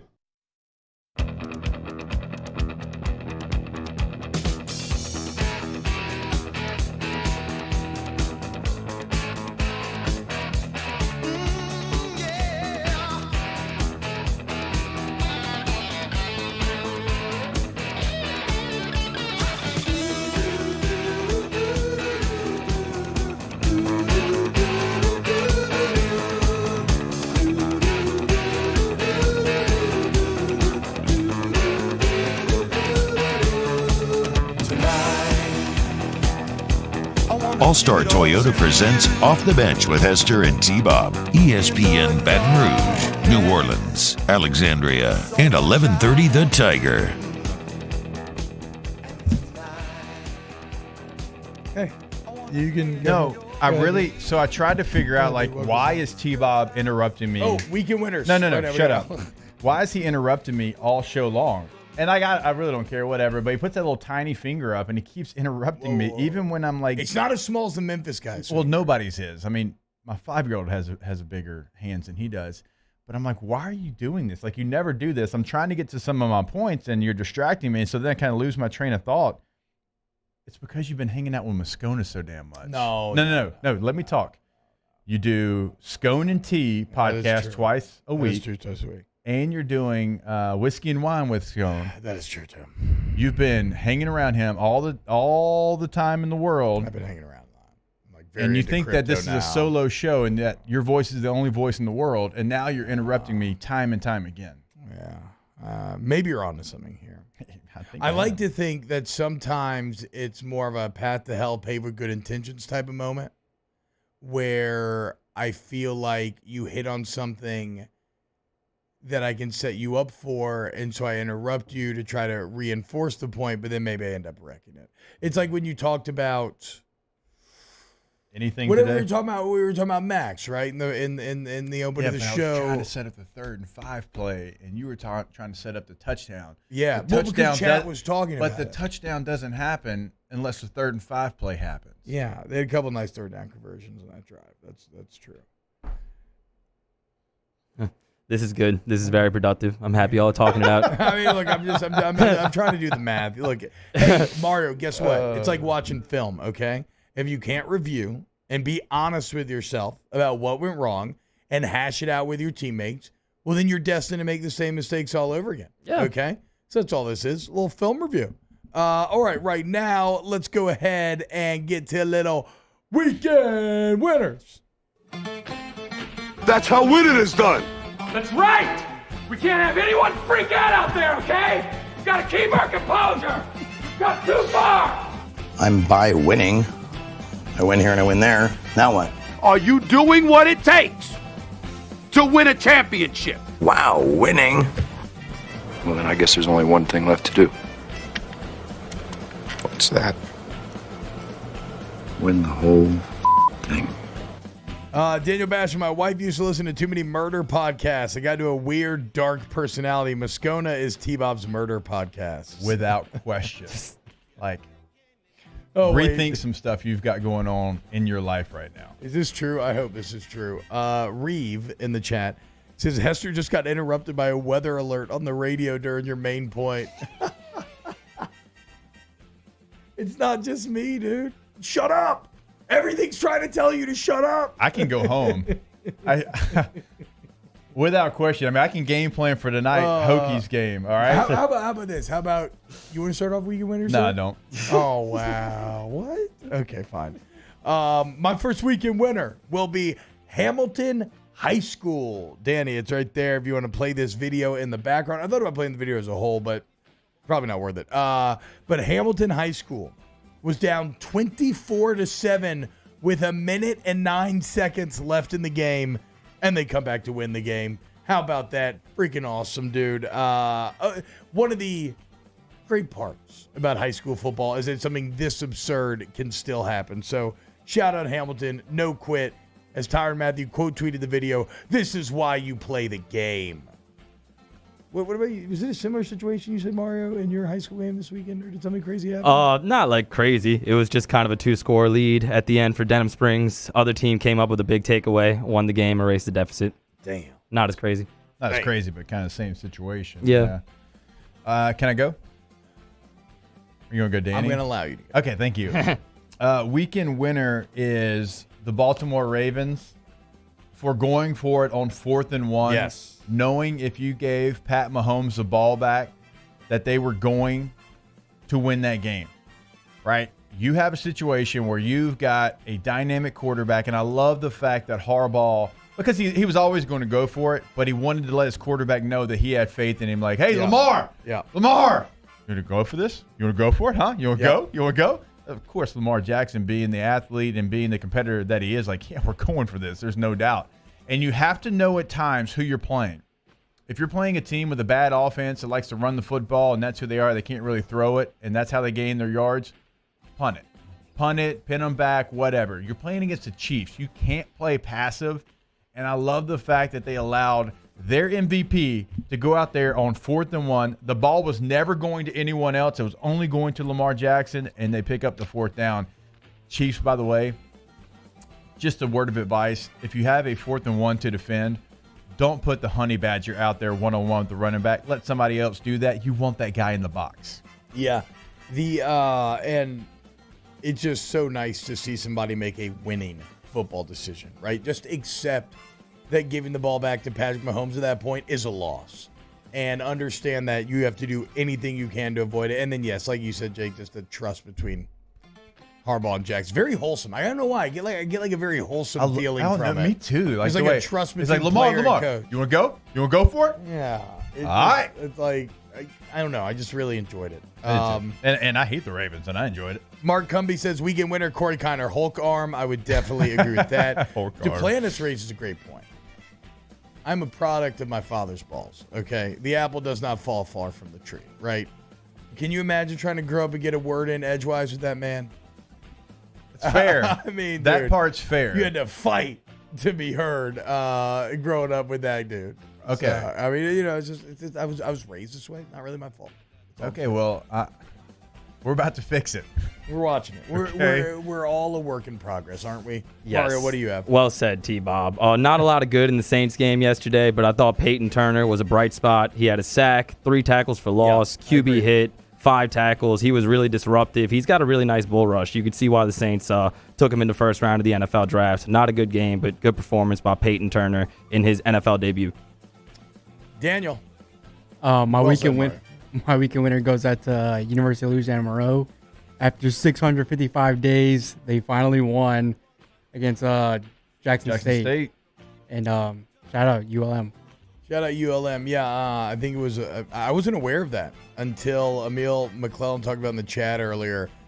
I guess their last win was back in 2019. It's been a minute.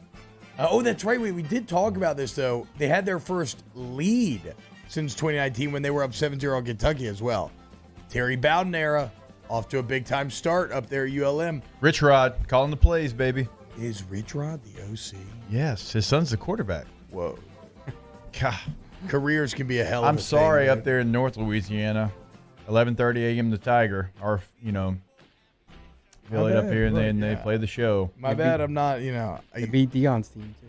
Look, my favorite part about ULM over the past 2 years was the graphic they released when they hired Terry Bowden, which, if you haven't seen it, is always worth revisiting because there's a sincerity and an earnestness behind that graphic design that makes me as happy as watching Harbaugh asking Lamar if he wants to go for it. Emil McClellan says, #weekend winner, Baltimore Ravens paving tribute to the Wire star Michael K. Williams, which, rest in peace, we didn't talk about that. Sucks, man. Incredible actor, so many different great roles. But I guess the Ravens are playing Omar's Whistle during the pregame. Yeah. I didn't see that. Yeah, That's so awesome. that is fantastic. Great actor. Great Fantastic actor. What you got? All right, weekend loser. The SEC officiating crew No doubt. in Memphis this weekend at the Liberty Bowl game between Mississippi State and Memphis. You can't allow that. You had multiple officiating mistakes on Memphis's 94-yard punt return for a touchdown. You can't be having the back judge, signaling basically for a timeout because he thought the ball was down, and then the ball was down, and you just allow that to become a touchdown. Like, come on. Like, you got to blow that dead. You know it's supposed to be blow dead. You are making the signal. Then he starts running. You're like, oh, what's going on here? Like, know the rules. Yeah. No, you got to blow that dead. He was like, he's running with it. He's running. Got to convince me, Yeah, dude. so weekend loser, man. The game ended up being a 2-point game, so we know what that score meant. And, thank you because you got Mississippi State's kind of hopes down a little bit as LSU comes to town. It's a little... so it is ridiculous. The SEC even released a statement SC officiating it, which granted I don't think these were SEC refs, were they? If it's interconference like this? No, they were. Oh, they were. Okay. LSU had SEC refs in UCLA game. Okay. So SEC officiating account came out on Twitter and said there were multiple problems with what went on, in that I don't know if they ruled that technically they ruled that his knee was down, but they did say that when the back judge starts to signal dead play, right, that had to be reviewed and the play should have been dead. Also, upon further review, Memphis had two guys wearing the number 4 on the field at the same time. So you literally had two guys wearing the same number. Multiple infractions. And then I'll just throw in officiating in the SEC game, in SEC LSU, where they literally review a play to call it a catch and then spot the ball at the wrong 45. Which is kind of funny. It's a little kind of paradoxical, right? Because coming out of a review, it's ridiculous that you would spot the ball wrong, but it's also the only potential time when you would spot the ball wrong. You know what I'm saying? Yeah. Yeah, it's just kind of funny. Right, yeah, because stop and play. Yeah, exactly, right? Exactly. Any more weekend winners? Real quick, I feel like Michigan State is an underrated team in college football. They're ranked for the first time in a couple of years, number 20. They beat Miami 38-17 in a game where Miami had no business being favored. That's why I gave that pick out on early line. Kenneth Walker is a beast, the transfer running back from Wake Forest. 27 carries, 172 yards. Mel Tucker in Michigan State, second weekend winner. One of the biggest, most weird fall-offs of recent college football was D'Antonio going from playoff to irrelevant in 2 years. Yeah. I don't know how it happened, but Mel Tucker's done a really good job of building the identity of Michigan State back then. And again, and I'll raise my hand on this one. When he was hired, I was like, Mel Tucker? Mel Tucker is a really good defensive football coach, but do you want to follow up, a guy that's had the most success at your school with Mel Tucker? He'd only been at Colorado for a year? I 1 year, yeah. Before he took the job. I just said it like I did. He coached at LSU a long time ago. He was with Saban, and he's been in Georgia. No, I wish I was lying, but I'm being honest. Trust Circle here, I don't know who Mel Tucker is. Really? And I just gave him credit for rebuilding the program. But yeah, no, I have no idea who he is. Oh, I'll be down. Well, he's the head coach of the 28th ranked team in the nation. I mean, I know he's their head coach, but yes, I don't know his history. Okay. Well, during the break. We'll do the whole deal. Weekend winner for me is Angels pitcher Shohei Ohtani. Yes. He struck out 10 guys, and it was a loss, but they tried to shut him down. The Angels, shocker, are a bad team, even though they've got like the two biggest stars in baseball, and they try to shut him down, and a lot of times you'll just see this guy shut down. He's just going to be a DH. He's going to go out there and just hit. He wanted to pitch. He goes out, strikes out 10 guys, and I love to see his competitive nature. Angels. I really don't care what you do because you're the Angels, but don't waste another star. Yeah. Like, go do something. Spend some money. Draft better. I don't know what it. Trade him. Do something. Just do better. You have Mike Trout and Shohei Ohtani, and you're wasting them, and they're just not relevant because you're bad. Yeah. So weekend winner and a loser?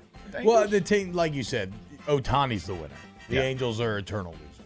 Danny, anything else? My other weekend winner goes out to Northern Arizona University. Got their win over the University of Arizona. What? Yep. And it was their first win over Arizona since 1932. Damn. They don't play every year, though, huh? It doesn't matter. I don't play every year, but it's still crazy that Great uniforms by Northern Arizona. Who is Arizona's coach now? Jed Fish. Oh.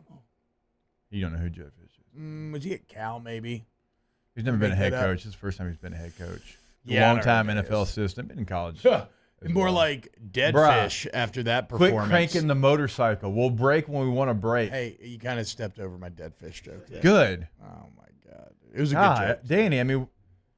All right, let's go to break. What's going on We here? got some team building exercises we got to do. Let's go to break. No, I know. I was too. There's too many shots being fired left and right here. There's a little bit of a Mexican standoff situation. Everybody chill. Let's just go to break. Let's all get a little coffee, and we'll talk this thing out. More Off the Bench next. Off the Bench with Hester and T-Bob. Go to Central Plumbing. Plumbing.org. Go to centralplumbing.org today. It is your one-stop shop for any plumbing needs that you might have. Remember, 24/7 emergency service. We're so late here. Central Plumbing will never be late when you work with them. Go to centralplumbing.org, 925-8552, 925-8552. I lack discipline. Central Plumbing does not. Doesn't matter if it's residential or commercial, Jake. Like if you have a big office building, you're a business owner, a la Jake, and you need your building's needs met. They have the insurance, paperwork, and personnel to do so. But again, just be like me. Don't think twice. Any plumbing issues, centralplumbing.org. Yeah, don't try to do it yourself. There's some things you can. Now, if you're an expert and you want to go pick up the supplies, Central Plumbing has those. But if you're not, don't try to be an expert. Central Plumbing is that expert. And they do have that 24/7 emergency service. 225-925-8552 is the number. Or if you want to find a full list of services like the tankless water heaters we always talk about, you can see that online at centralplumbing.org. In times of need, get a full list of phone numbers, websites, and other important emergency information on the Demco Stormwatch page at 1045ESPN.com. I've been doing business with Luba for 25 years. They're dependable, trustworthy. It's just the attention to detail with our clients. Our folks have years and years of experience. They're highly trained professionals, but many companies have that asset. What I'd like to think makes Luba a bit different is that we use those talents in a way that truly is dedicated to serving the needs of the folks who depend on us. Do you have or have you had COVID-19? Antibody screening or rapid molecular testing can tell you. Lake Urgent Care Lake After Hours offers both with results from molecular testing in minutes. Learn more at lakeurgentcare.com. ServiceMaster Elite create clean, disinfected work environments. As a local business, we take pride in serving the New Orleans and Baton Rouge areas. Our cleaning protocols follow CDC and OSHA standards for healthcare settings, offices, senior living, restaurants, and industrial plants. Contact ServiceMaster Elite to get your operation ready for reopening with germ disinfection cleaning. ServiceMaster Elite, the trusted choice in professional cleaning since 1996. Front to Back Boat Service has been family owned and operated for 30 years. And the Sherman family is NMEA certified. That's the National Marine Electronics Association at Front to Back. They are committed to improving the safety and technology of marine electronics through installer training, interface standards. And look, the fall and the winter, it's the perfect time to do that yearly maintenance you've been putting off. Get those parts you've been wanting. So schedule your appointment today at Front to Back North Airway off of Airline Highway. At All Star Toyota, you get it all. If you're in the market for an all-new Toyota vehicle, come see our friendly and knowledgeable sales team at All Star Toyota. Located in Baton Rouge at the corner of Airline and Goodwood, we've been serving our community since 2005 by offering a large selection of new Toyota cars, trucks, and SUVs. Get behind the wheel of your dream car and take a test drive at All Star Toyota today. Are you a licensed contractor? There's lots of good contractors in Louisiana doing work the right way, but unfortunately, too many unlicensed contractors are working outside the licensing requirements. Working as a contractor in Louisiana requires a license for the company doing the work. The Louisiana State Licensing Board for Contractors wants to help you get licensed to allow you to conduct work legally. It's not difficult to get the license. We can help you. Go to lacontractor.org for more information. Licensed contractors, it's the law. Gulf Coast Office Products is a nationally recognized Savin office equipment dealer based right here in Louisiana. Over 100 employees strong, Gulf Coast has the boots on the ground to support all vertical markets, from education, engineering, legal, and... Hey, it's Musso. Join us for Monday's Early Line. We're recapping LSU Central Michigan, Saints Panthers, and the betting weekend. Plus, Tyler Moody will be along with some picks for Major League Baseball. It's Early Line, 2 to 3 Monday, 104.5 ESPN Baton Rouge.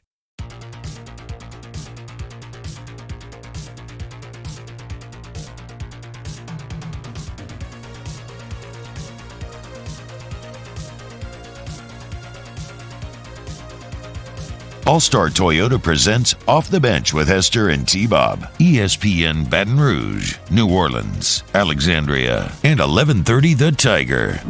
What's going on back there? Y'all okay? Yes, we're just having some fun. Just giggling. Just giggling. Danny's giving me a hard time. Did not look like giggling. Danny's giving me a hard time for not letting the song breathe. I'm telling him we kind of got to go this segment. Yeah, okay. I'm going to actually side with I'm going to start with Mario. I'll start with Mario. Yeah. Is that me? Yeah. I am doing a little bit of like an extra. Yeah, like a little extra ground today. Yeah. But it's because my throat is done. Way too much sake Friday. Whoa, yeah. I went actually tailgating Saturday, which was really It weird. was fun, though. Like, I haven't been out and about on a game day in a long time. It was good just to kind of walk around. Now, as you saw, I was carrying my dead-asleep 5-year-old.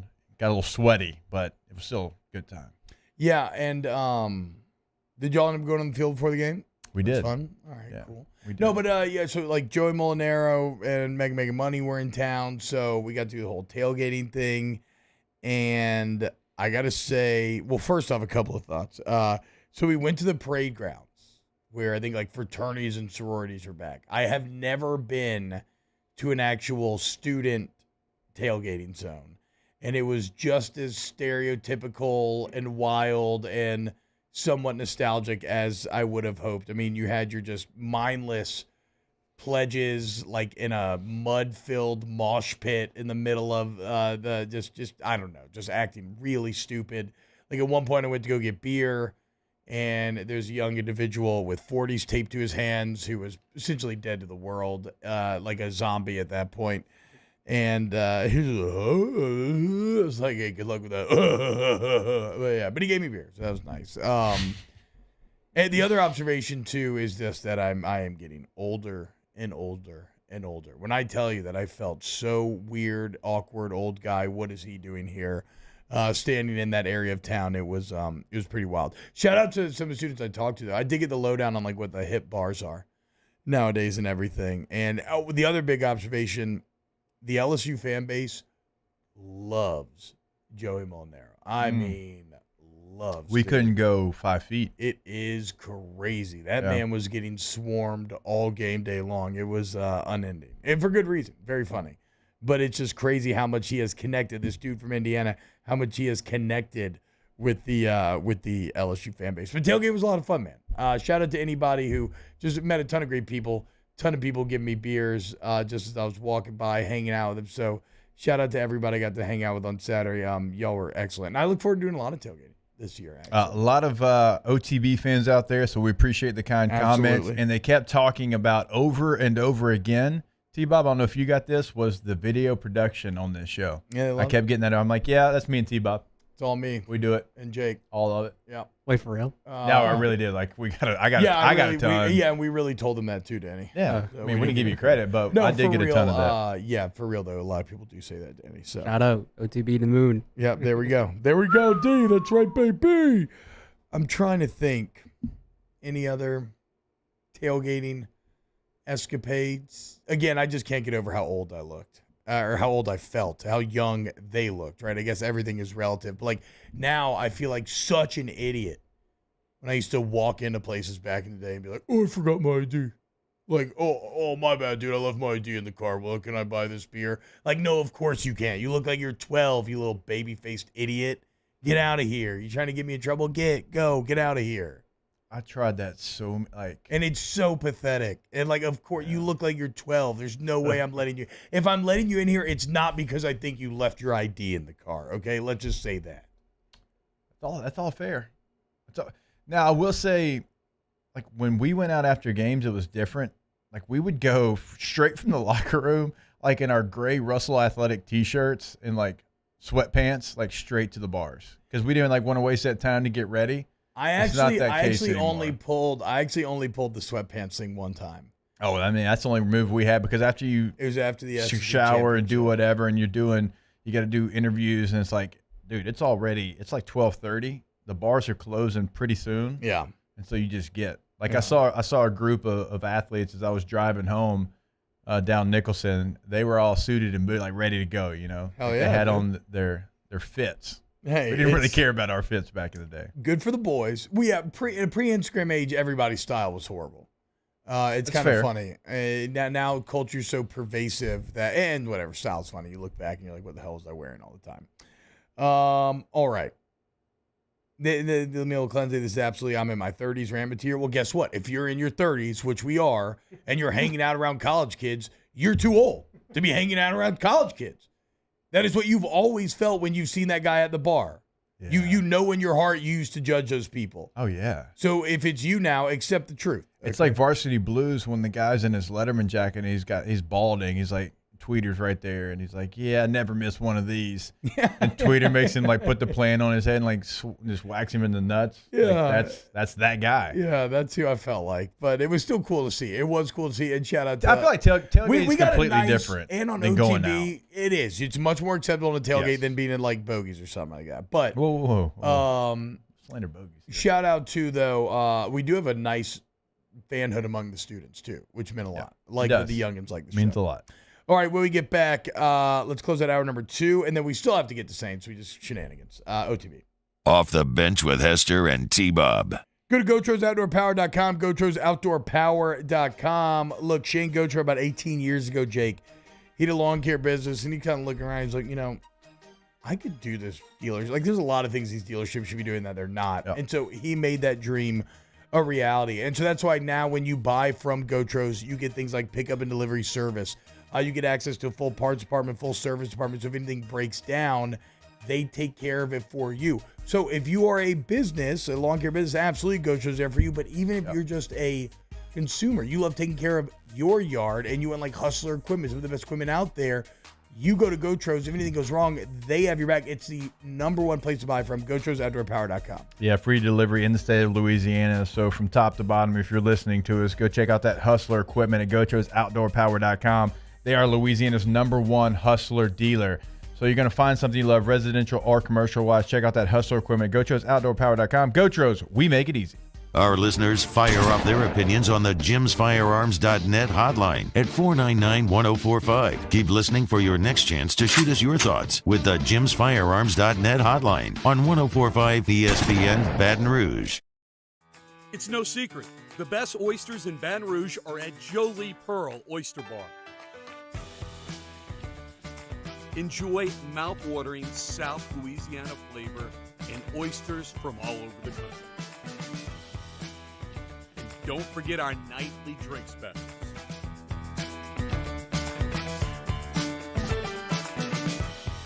Jolie Pearl Oyster Bar, located in downtown Baton Rouge. I've been doing business with Luba for 25 years. They're dependable, trustworthy. It's just the attention to detail with our clients. Our folks have years and years of experience. They're highly trained professionals. But many companies have that asset. What I'd like to think makes Luba a bit different is that we use those talents in a way that truly is dedicated to serving the needs of the folks who depend on us.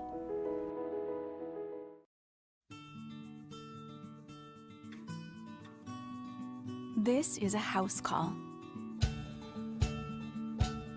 This is a follow-up appointment. This is a diabetes checkup. This isn't just more convenient care, it's more advanced care.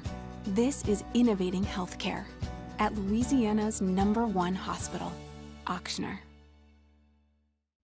Starting in 1974, Central Plumbing has served Baton Rouge and surrounding areas for all of their plumbing needs.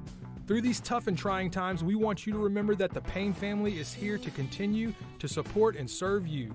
As a multi-generational business, there is no job that is too big or too small. Residential, commercial, industrial, hospitality, we're here for anything you need.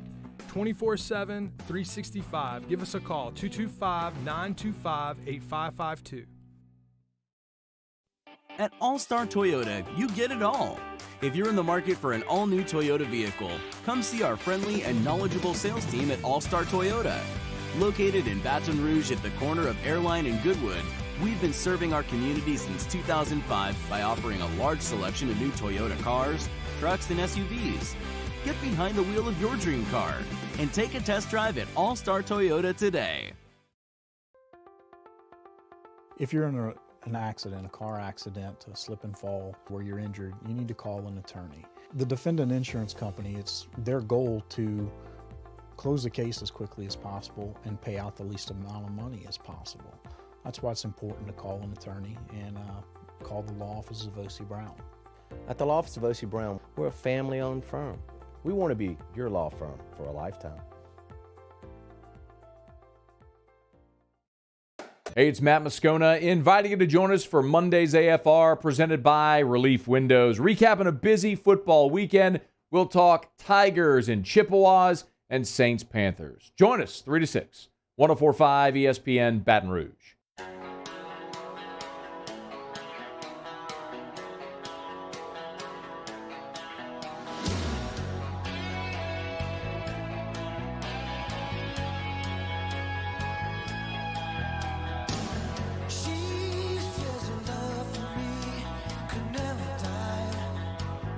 All-Star Toyota presents Off the Bench with Hester and T-Bob. ESPN Baton Rouge, New Orleans, Alexandria, and 1130 The Tiger.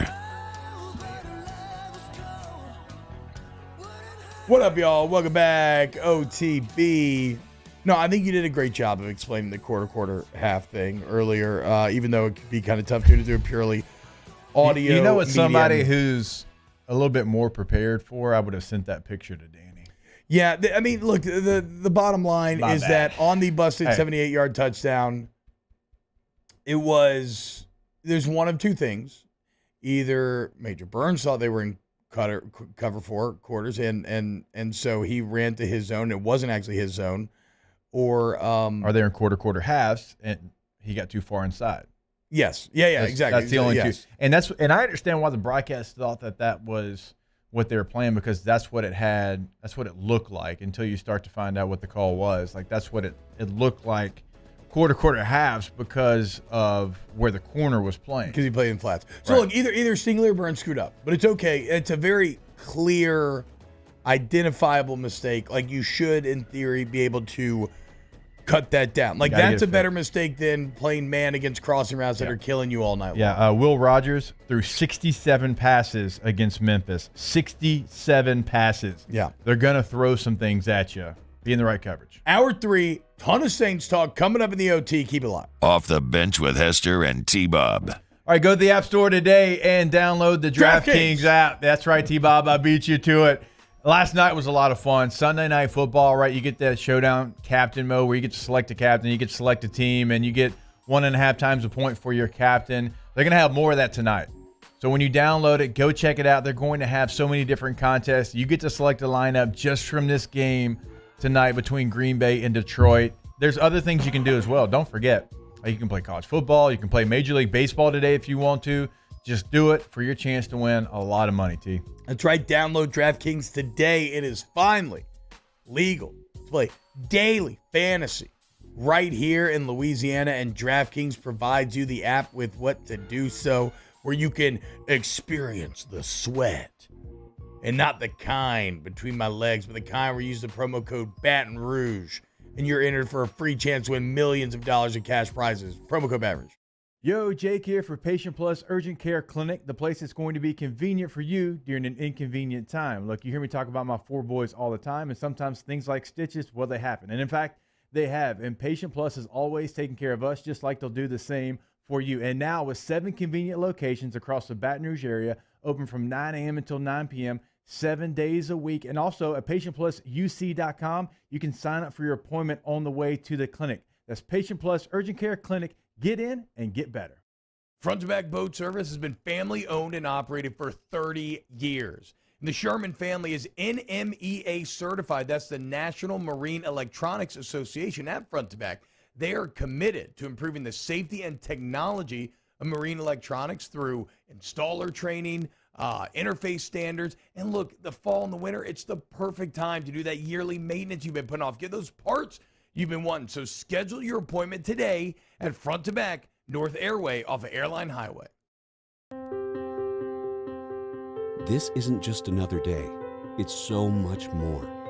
Kelly's life was put on hold when her Auctioner primary care doctor discovered a rare blood disorder. Her doctor connected her to an Auctioner care team of cancer, heart, and kidney specialists. With multiple primary care locations around Baton Rouge, same-day appointments, and online scheduling, we're relentless about keeping you healthy. Auctioner Baton Rouge, innovating healthcare for Kelly.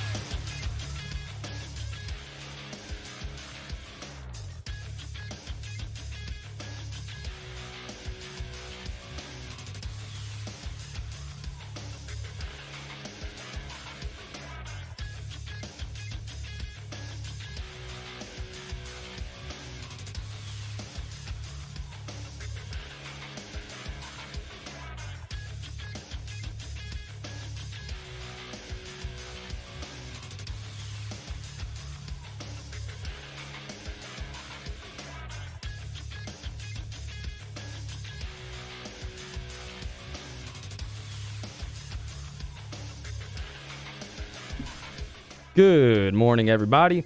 It's 9 a.m. on Monday, September 20th. Today in Baton Rouge, expect to see cloudy skies with a high of 88. In case you missed hours 1 or 2 of the show, you can now catch that up at the on-demand section at 1045ESPN.com. Remember, you can follow today's show on Twitter or Instagram at OTB_ESPN, or watch us live on YouTube for new content posted every day. You can also check us out on Cox Sports Television. OTB OT, live from the Mercedes-Benz of Baton Rouge studio, starts now.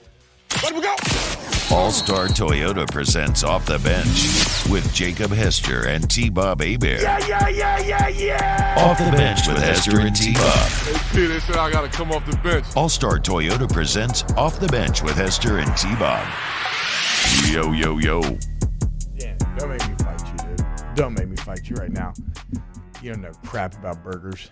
Not like me. Look at me. I'm basically a walking greasy hamburger, Danny. And try to come at me. What's up, y'all? Welcome back. OTB OT.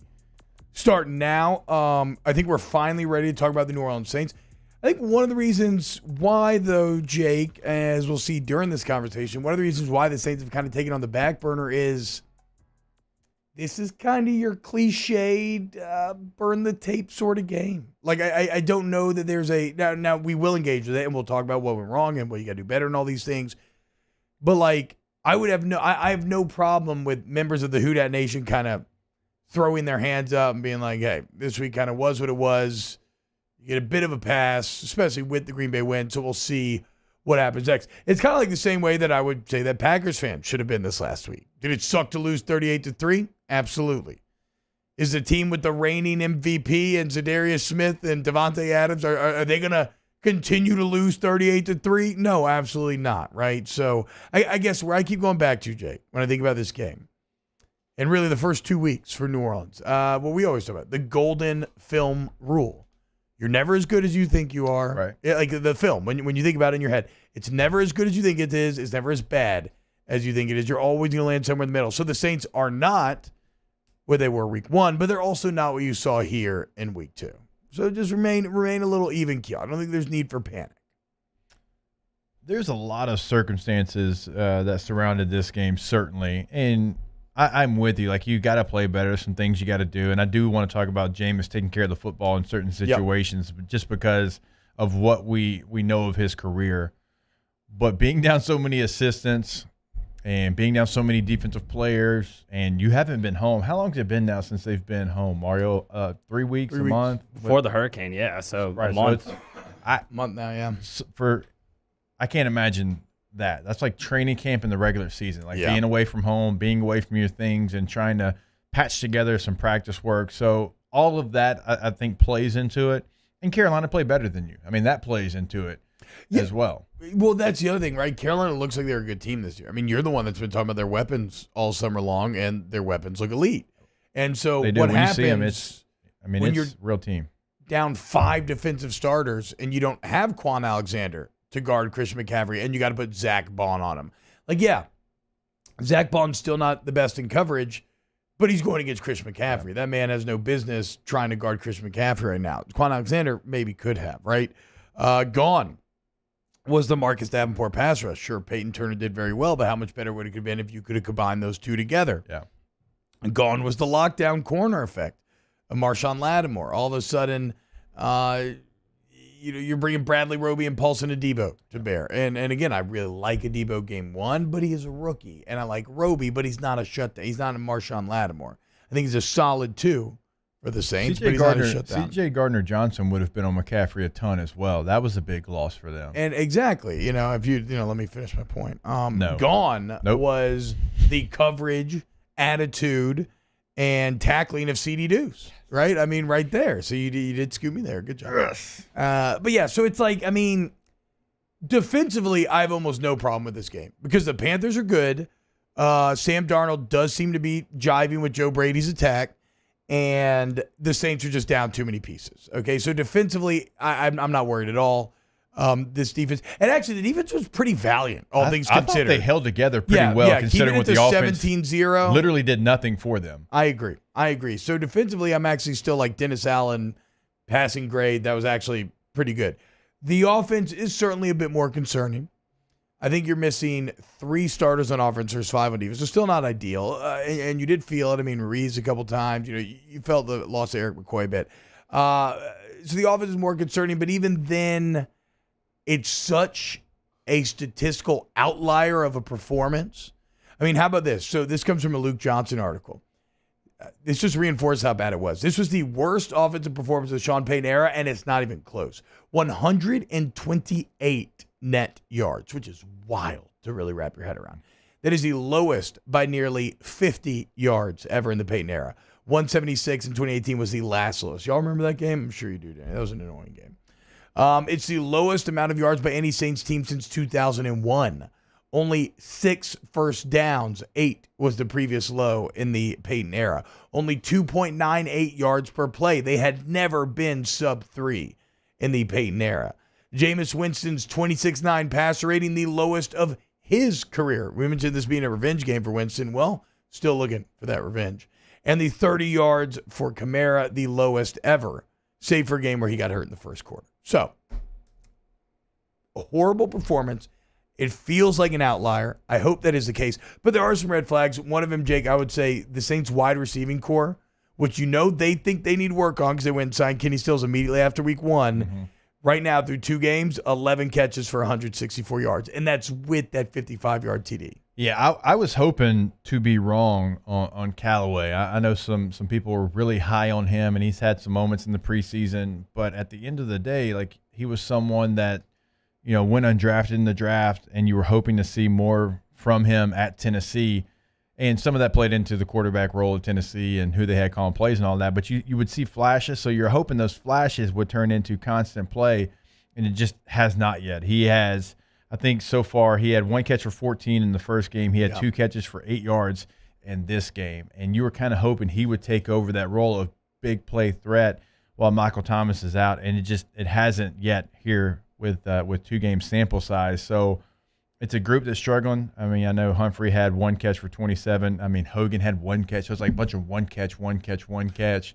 Well, you only have 120 yards, right? I mean, bro, that's hard. That's bad. Like that's on the NFL level, special. Like that's hard to do. Like LSU, remember LSU almost held McNeese under 120 yards, but even McNeese got like a 40-yard touchdown to break through in the end. So it's like I said, a huge outlier.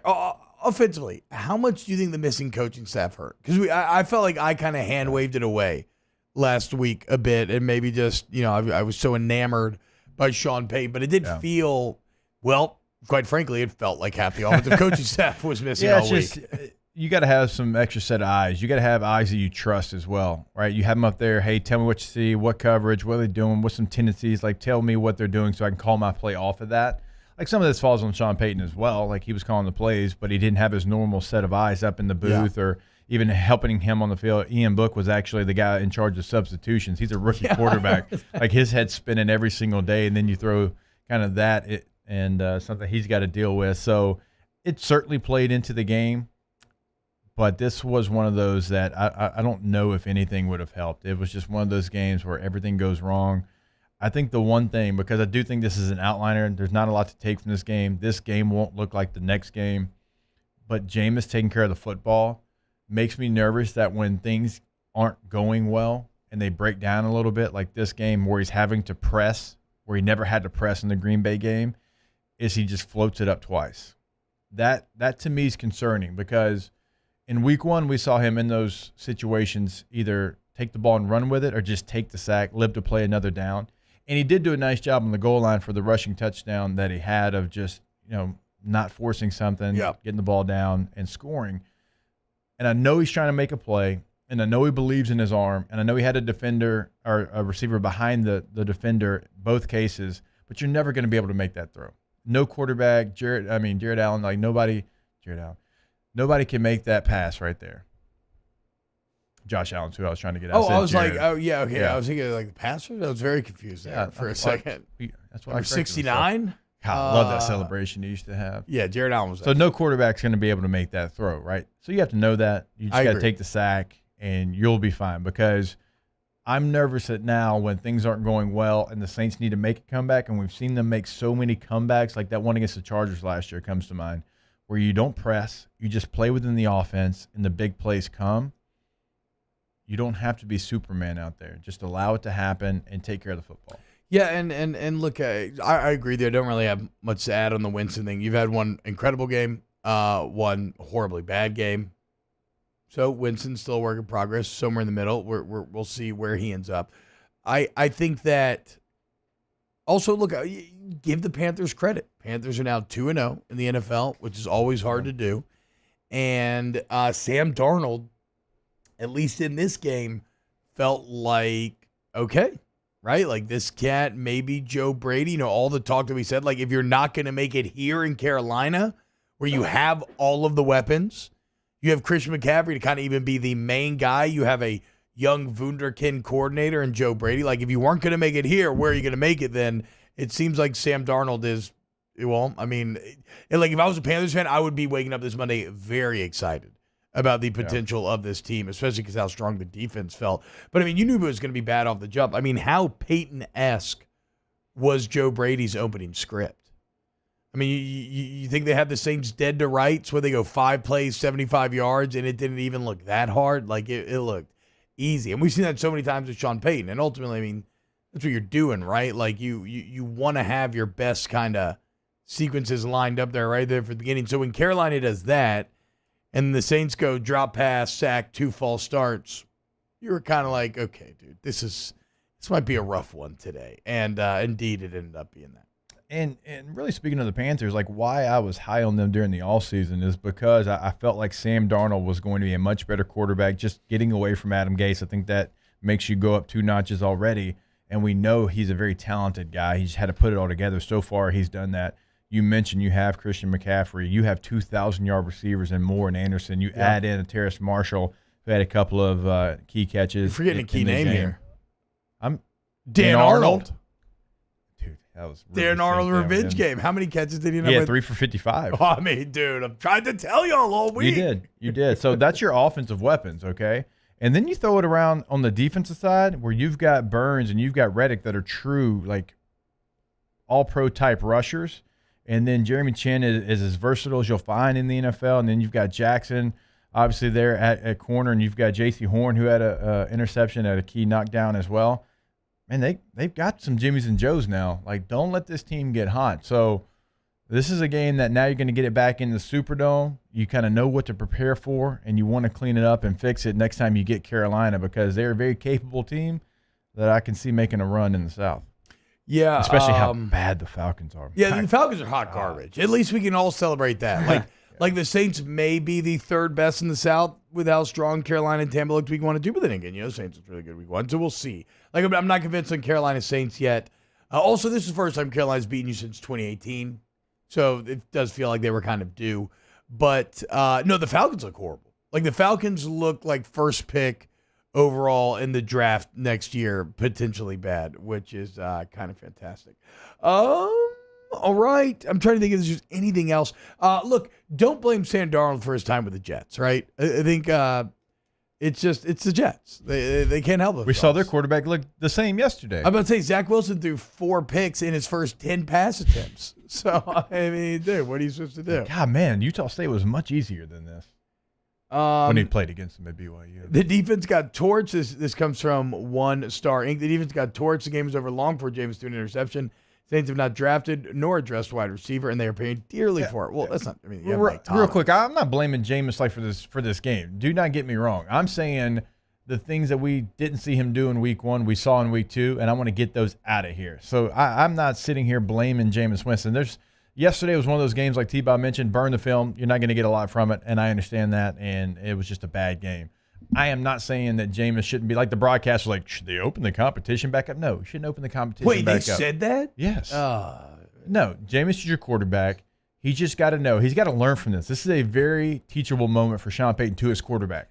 You go today, you sit down, you pull the film up, and you say, okay, Jameis, this is what we can't do in New Orleans. This is what we have done so well, is taking care of the football with Drew. You cannot do this. And you hope he learns from it. And you continue day after day to coach that out of him. Like, that is what you have to do. So I'm not saying this loss is on Jameis. I know that the interceptions really didn't affect the game because it just felt like a game they never were going to be in or win because of just all the circumstances. But you still have to take care of the football. Yeah, absolutely. Just because it's a burn the tape game doesn't mean you don't learn lessons and have honest conversations. And you're right, because you were only down 17-0. And granted, again, it was on the protection that a free blitzer comes to the A-gap, but you're feeling that 17-0 pressure. But really in the NFL, 17-0 is not like – not we see people come back from that all the time, right? Scoring a field goal, you're right back in it. 2 touchdowns, you're basically tied again. So you did not need to press in that thing. So absolutely, it's something to look for going forward. Does Jameis do it again in the future? And someone points out the receiver play, and you pointed out earlier, T, to start this segment. I am kind of worried about it. It's not good. And where Mike Thomas is, we'll find out. And he certainly helps. But I just don't feel good about the room as a whole right now. Like when you're signing guys, and I love Chris Hogan, I love 7-Eleven, but when you're signing guys from lacrosse and they're out there and they're playing as much as he was, like, where is the depth of this room right now? You've got a lot of undrafted free agent rookies. Like, you have not made it a priority to go and get a guy in the draft. And there's been a lot of drafts where you're hoping the Saints make that pick. Like, right now you have Michael Thomas, and then after that, it's undrafted free agent rookie. And I'm not sitting here I don't like to hate on walk-ons or undrafted free agent rookies. You can be Hall of Famers being undrafted. That's fine. And they've had success with it before. Well, but at some point, they've got to put some resources into that position. This is where the drama of the Mike Thomas offseason rears its ugly head, though, right? Because in theory, although that doesn't make the wide receiver group great as a whole, in theory, having Thomas and Kamara at least really starts to mess with the defense's head enough to then clear it out for Marquez Callaway or some of these less heralded guys to have success, because all of a sudden you're not just focused on Alvin Kamara, you have to account for Mike Thomas as well. So when you lose that, it has a bad knock-on effect of then like really exposing what you're talking about, Jake, which is just the lack of talent with those other receivers. So we'll see where it goes. That is the other interesting part about the Saints team, though. Between injuries and getting guys back slowly but surely, they are a team that from a roster standpoint should get better and better as the year goes on. It's just now, after yesterday, you do kind of feel like, okay, can you avoid the nightmare scenario of going on a little bit of a bad streak while you're waiting on these guys? Like, what's the severity of Marcus Davenport's injury, of Chauncey Gardner-Johnson's injury? How long are these guys going to be out? Quan Alexander especially really felt yesterday. So we'll have to wait and see with this sort of stuff. Like when those guys get back, you will be better. It's just a question of when and what you can do in the interim. When we get back here on OTB, let's look at the new AP Top 25 poll. Talk a little college football as a whole, maybe a little SEC, a little NFL. Go ahead and get it locked right now, or keep it locked on Off the Bench. OTB, OT. AdvantaClean.com. It's like Advantage, but Advanta. So no G. AdvantaClean.com. Any fire damage, water damage, mold damage, 369-5228. 369-5228 is the number. Remember, at AdvantaClean, Jake, they're open 24/7. They've been doing this for a long time, so they got you. But the best part is it's a one call to solve it all. And the reason why I say that is because not only do they fix it and document it, but they deal with the insurance company for you. So what can feel very overwhelming is actually very easy. Go to AdvantaClean.com. Yeah, it can be a very scary situation. It can be a dangerous situation if you do have something like mold in your home. They come in, they take care of all that water damage as well. Like, don't allow that problem to sit there. They come in and they take care of it all. And that's not just residential, that's commercial as well. They can get a great plan for your business together so they know your space. Find a full list of services on the site, AdvantaClean.com. We opened up the playbook and expanded our coverage. Listen daily in high definition on 98.1 HD2. We are 104.5 ESPN Baton Rouge.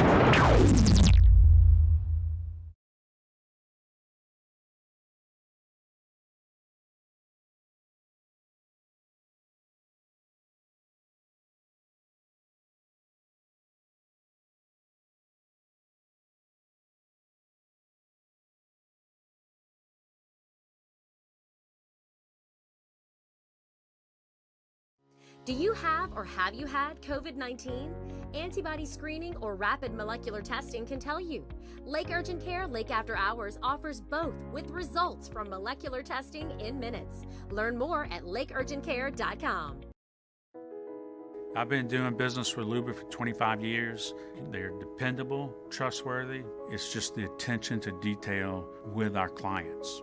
Our folks have years and years of experience. They're highly trained professionals, but many companies have that asset. What I'd like to think makes Luba a bit different is that we use those talents in a way that truly is dedicated to serving the needs of the folks who depend on us. During these challenging times, we know your healthcare needs don't stop. Cancer, accidents, injuries, and heart disease are relentless. So we are relentlessly innovating to keep you safe, both virtually and in person, connecting you with providers remotely, advancing clinical spaces, providing rapid and accurate testing, social distancing, and certified cleaning protocols. We are Auctioner, and we will not slow down. Auctioner Health, innovating healthcare. At All-Star Toyota, you get it all. If you're in the market for an all-new Toyota vehicle, come see our friendly and knowledgeable sales team at All-Star Toyota. Located in Baton Rouge at the corner of Airline and Goodwood, we've been serving our community since 2005 by offering a large selection of new Toyota cars, trucks, and SUVs. Get behind the wheel of your dream car and take a test drive at All-Star Toyota today.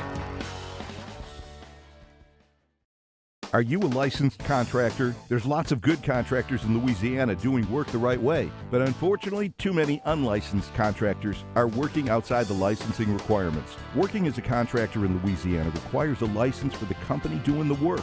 The Louisiana State Licensing Board for Contractors wants to help you get licensed to allow you to conduct work legally. It's not difficult to get the license. We can help you. Go to lacontractor.org for more information. Licensed contractors, it's the law. Gulf Coast Office Products is a nationally recognized Savin office equipment dealer based right here in Louisiana. Over 100 employees strong, Gulf Coast has the boots on the ground to support all vertical markets, from education, engineering, legal, and finance. With the latest in office technology, from desktop to production segment units, Gulf Coast and Savin have the perfect fit for you. Call 225. I called my shot on Friday, so I'll stick with it on the promo. LSU wins by 20, and the Saints find a way to eke by Carolina. We're reacting to it and Ed Ogeron's press conference Monday on Hunt and Hill, noon to 2.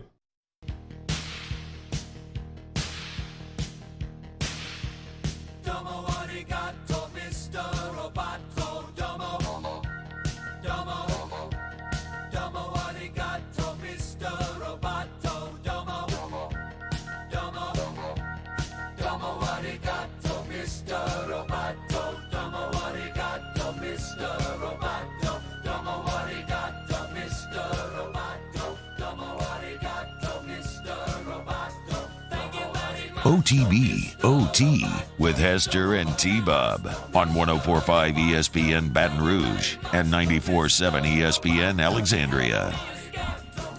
What, Jake? You got a problem? No, it's funny. Like, even having a conversation as you and Mario worry about the Saints, like, he still was nervous about letting the song breathe. And I could tell, like, the whole time he's, like, wanting to press the button, even though he was having a conversation with you. It's kind of like, I didn't know if he wanted you to be quiet so he could come back in, or if he was just going to, and finally he just hit the button. Multitask. That's a big part of producing. Hey, you've already got it down. Boys, you'll be happy to know that I started putting up Halloween decorations yesterday. I didn't really change my Spooky emotions season at all, is actually. officially here. I'm glad to see that smile It is on not your face, Jake. officially here. Spooky season is here. It is the 20th. Can we all agree with that? No. You don't agree that it's September 20th. Are you an idiot, Danny? What day is it then? It's October 1st. No. I'm saying today is September 20th. Oh. Do you agree? No, I don't agree with that. Okay. Wow. Okay. Well, point being, now that we're out of the teens, into the 20s, it's closer to October. Spooky season's underway. Decorations are all up and down the street. I got mine out now. Did I have to stop putting out lights because of a wasp infestation? Yes, but I'm going to take care of that thing today, and we'll finish it out. Also, I learned yesterday that banana spiders don't actually live in Louisiana, although I always heard they did. Are you going to take care of the wasp yourself? Yep. You got some spray. Hey, your boy over here, highly allergic. Oh, that's scary. I'm like Macaulay Culkin on My Girl allergic. So do you carry an EpiPen with you? Yeah. Wow. Oh, that's terrifying. That's like one of my big fears. So if you ever get stung, can I jab you with the EpiPen? Yeah, Katie enjoyed it the one time she got to. She was like, yes, whack, right in the thigh. So I didn't know this. I do a Pulp Fiction style. Just go straight to your heart. We were doing a practice inside of Qualcomm, and apparently, like, the neon yellow of the goalpost attracted bees in Qualcomm. Okay. And we were doing backed up punts, so we were on the goal line. I'm the personal protector, and one hits me right in the neck. And I'm like, oh my gosh. Vein. I was hoping, I was like, please don't let that be. And I look, and it's something with stinger, so I'm like, don't panic.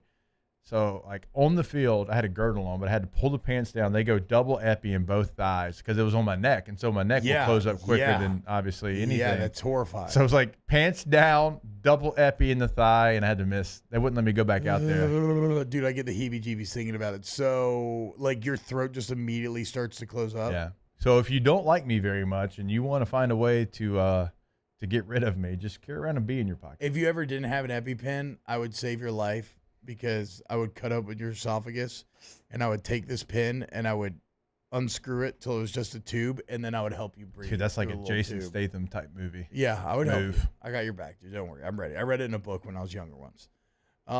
If anybody in here, I'd let you do that. Opposed to anybody else, because I feel like you probably read a book on it. Okay. So Joseph Claymont is saying, and Bo Wilson, a lot of people saying banana spiders definitely live in Louisiana. Joseph Claymont saying that is not at all true. My in-laws have banana spiders all over their camp in the Chavalaya Basin. Okay, here we go. Trent Ridge, I've seen hundreds of banana spiders in the woods.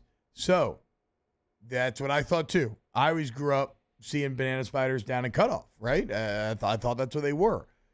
My scientist neighbor yesterday explained to me that it's actually a common misconception. They are spiders that look a lot like banana spiders, but are not actually banana spiders here in Louisiana.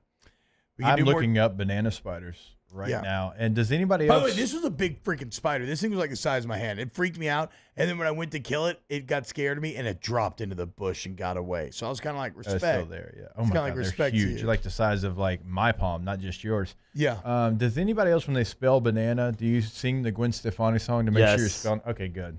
Man, I thought I was the only one there. B-A-N-A-N-A-S. Yeah. No, I do that with Just doing that to spell bananas. nothing, because I'm not an idiot. And banana's pretty easy to spell. It is easy, but it's fun to do. Um, And you keep your general thoughts with your general studies degree over there, okay, bud? We'll see. Okay, look, let's actually start. Yeah, okay, so it could be rich, and that's actually because they're golden silk spiders. Let's start to see if we can get to the bottom of this. But I'm pretty sure after talking, again, to my scientist neighbor yesterday, that there are no banana spiders in Louisiana. And that we're all under kind of a common misconception. Then what is I was it? freaked out. It's some sort of, I'll try to bring up the text right now, some sort of garden spider or something. Because I was freaked out because you read about banana spiders, and I always heard that like a bite would hurt but not kill you. But then you read about them, it says like deadly to kids and all these things. But it does say Central America on those. Okay, so that's all I'm saying. Oh my. What, Dan? Are you looking at scary spider pictures? Yeah, this is so crazy. I saw this one like devouring a bat. So like, I embarrassingly told my neighbor, "Oh my God, what in the hell?" I mean, it even had that little white head looking thing. But he did say yesterday, because I was talking about how I was going to pay an exterminator. So I was like, I don't know what to do about it. We got to get this spider. I'm going to burn down the house. And he was like, pay an exterminator to kill the only banana spider infestation ever recorded in Louisiana. And then I was like, whatever, thought our lives were in line. He said, the black and yellow garden spider, Argiope aurantia, and that there's another type here in Louisiana that even more closely resembles banana spiders, but they too are harmless. Most people mistakenly refer to them as banana spiders, myself included. So, boys, next time you see those things, I don't think you have to be I'm scared good. anymore. I mean, I'm fine with spiders. I'm anything with a stinger. Like anything with a stinger, I'm allergic to. I mean, you would not be fine if that thing was hanging out in your house, dude. That thing's eating a freaking bat. Right. I mean, right. But I'm killing that it. thing could eat Memphis. Yeah, but we're killing it. String him up. I'd be weird. See, okay, No, I thought I was there's going to no kill him way. too, and he dodged me though. He like got scared and Well, dropped into your the bush. reflexes are pee poor. So. Well, no, I was filming him before I killed him. I think spiders are arguably See, worse. you care about filming them. I don't care to film it. Bro, this thing was worth documenting. I haven't seen a spider this big in a long time. Point is, get the old I'll get the old fly swatter out. I'm That's what my very grandma used to brave. get. Hey, where's my fly swatter? And I put my Halloween decorations up. There was a part of me that was like, huh, okay. You know, I put up Halloween decorations, get chased around by wasps and spiders. Kind of appropriate to the season. Spooky season officially here, Daniel. Danny, do you know what a fly swatter is? Yes. Okay, good. T-Bob, do you know what a fly swatter is? I don't think you could kill that spider with a fly swatter. You'd have to swing real hard. You'd have to get a little Mike Trout in you. No, I mean, that's the other thing, too, is that this banana spider was not, like, against a wall where I had, like, a surface to smash it against. Like, a fly swatter, I could have hit it. I don't think it would have killed it. I needed to get out, like, 2 shoes and do that. And even then, it'd probably, like, squirt on my face, which that'd be gross. I think I'm going to let it live now, though. If it's not actually dangerous, right? Why not, dude? Because it had a big, fat old bug in its web, too.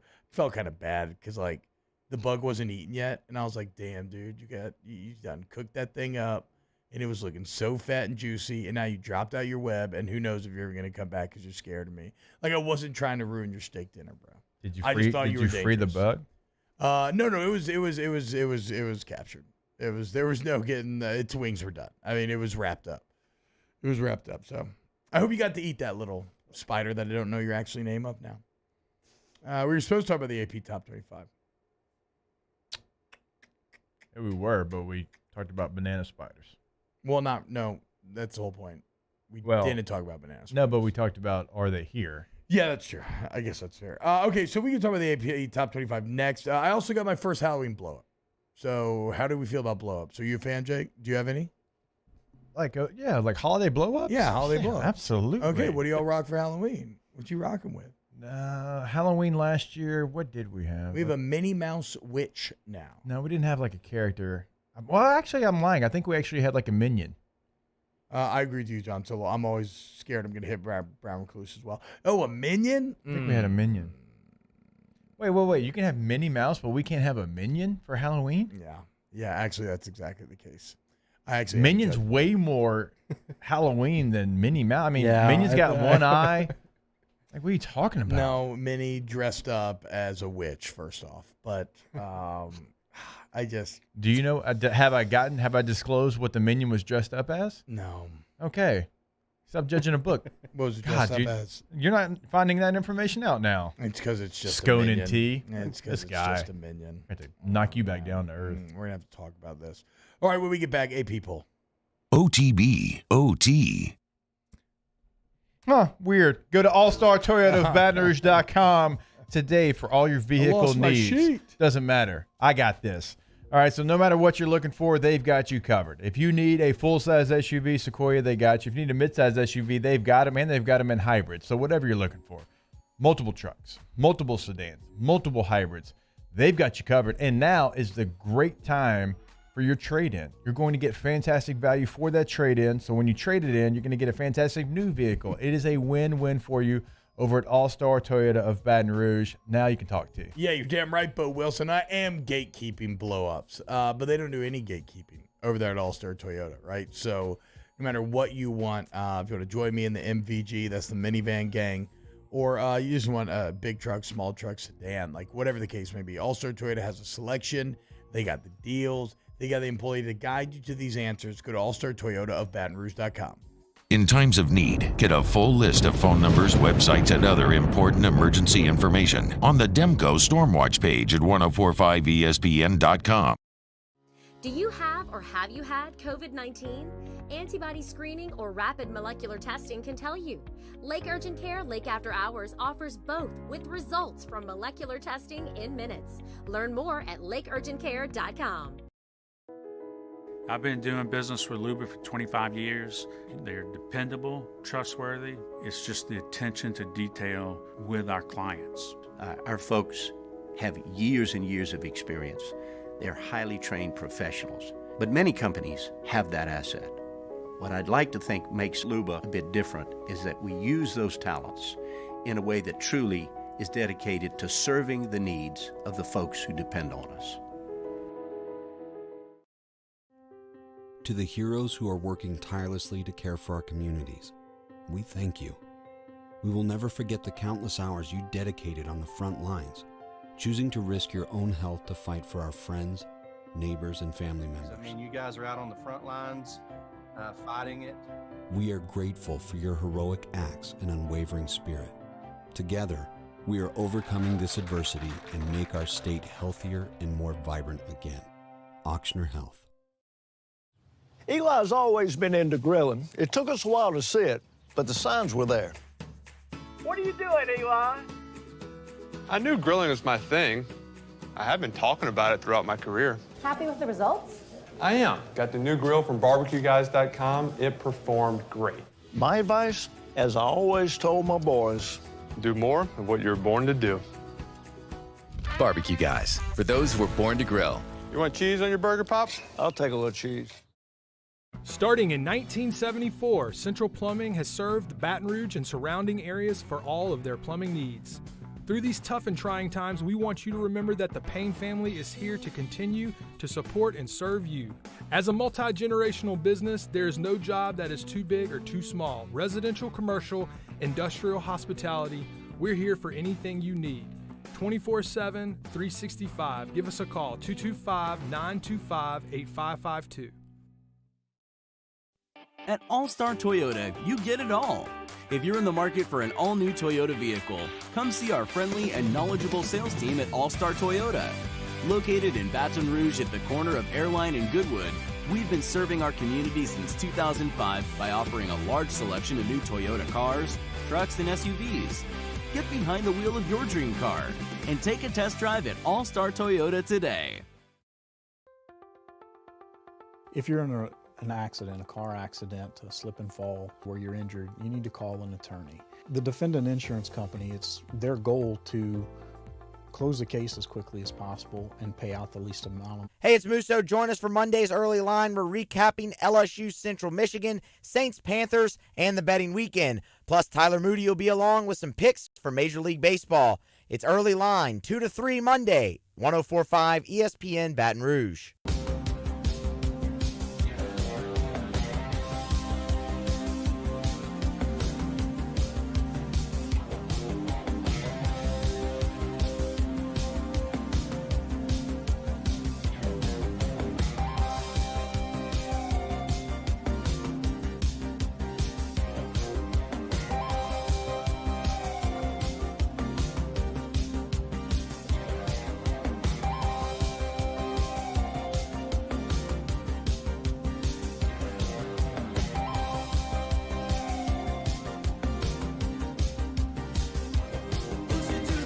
OTB OT with Hester and T-Bob on 104.5 ESPN Baton Rouge and 94.7 ESPN Alexandria.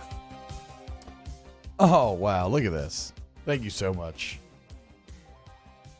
Colton Mack. Yo, T-Bob, forgot to mention how entertaining you are on Whiskey and Wine. You and Matt are great together, in my opinion. Wait, where? There you go. There you go, Jake. I hate to say that I was right, but I had a 6-3-1 gambling weekend. That's now 2 good weekends in a row.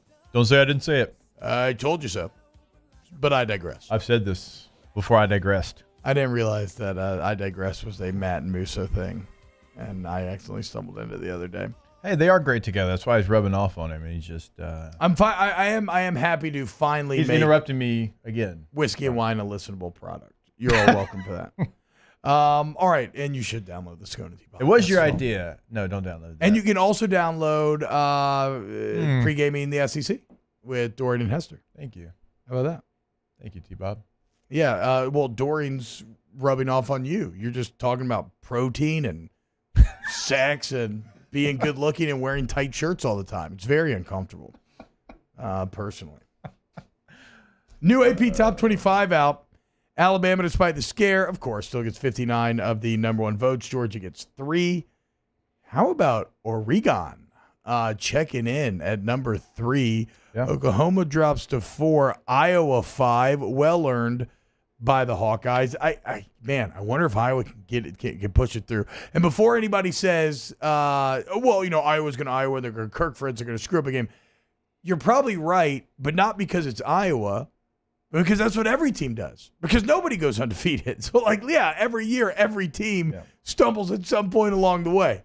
But, Iowa, though, well earned there. Checking into the 5th spot. Penn State up to number 6 now. Real quick, in the top 5, when you look at Oregon, Oklahoma, and Iowa, I don't think it's a stretch, real quick, on your Iowa point, to say that Oregon or Iowa is a team that belongs in that, and they possibly could right now be if they were at 3 right now, I wouldn't really argue against it.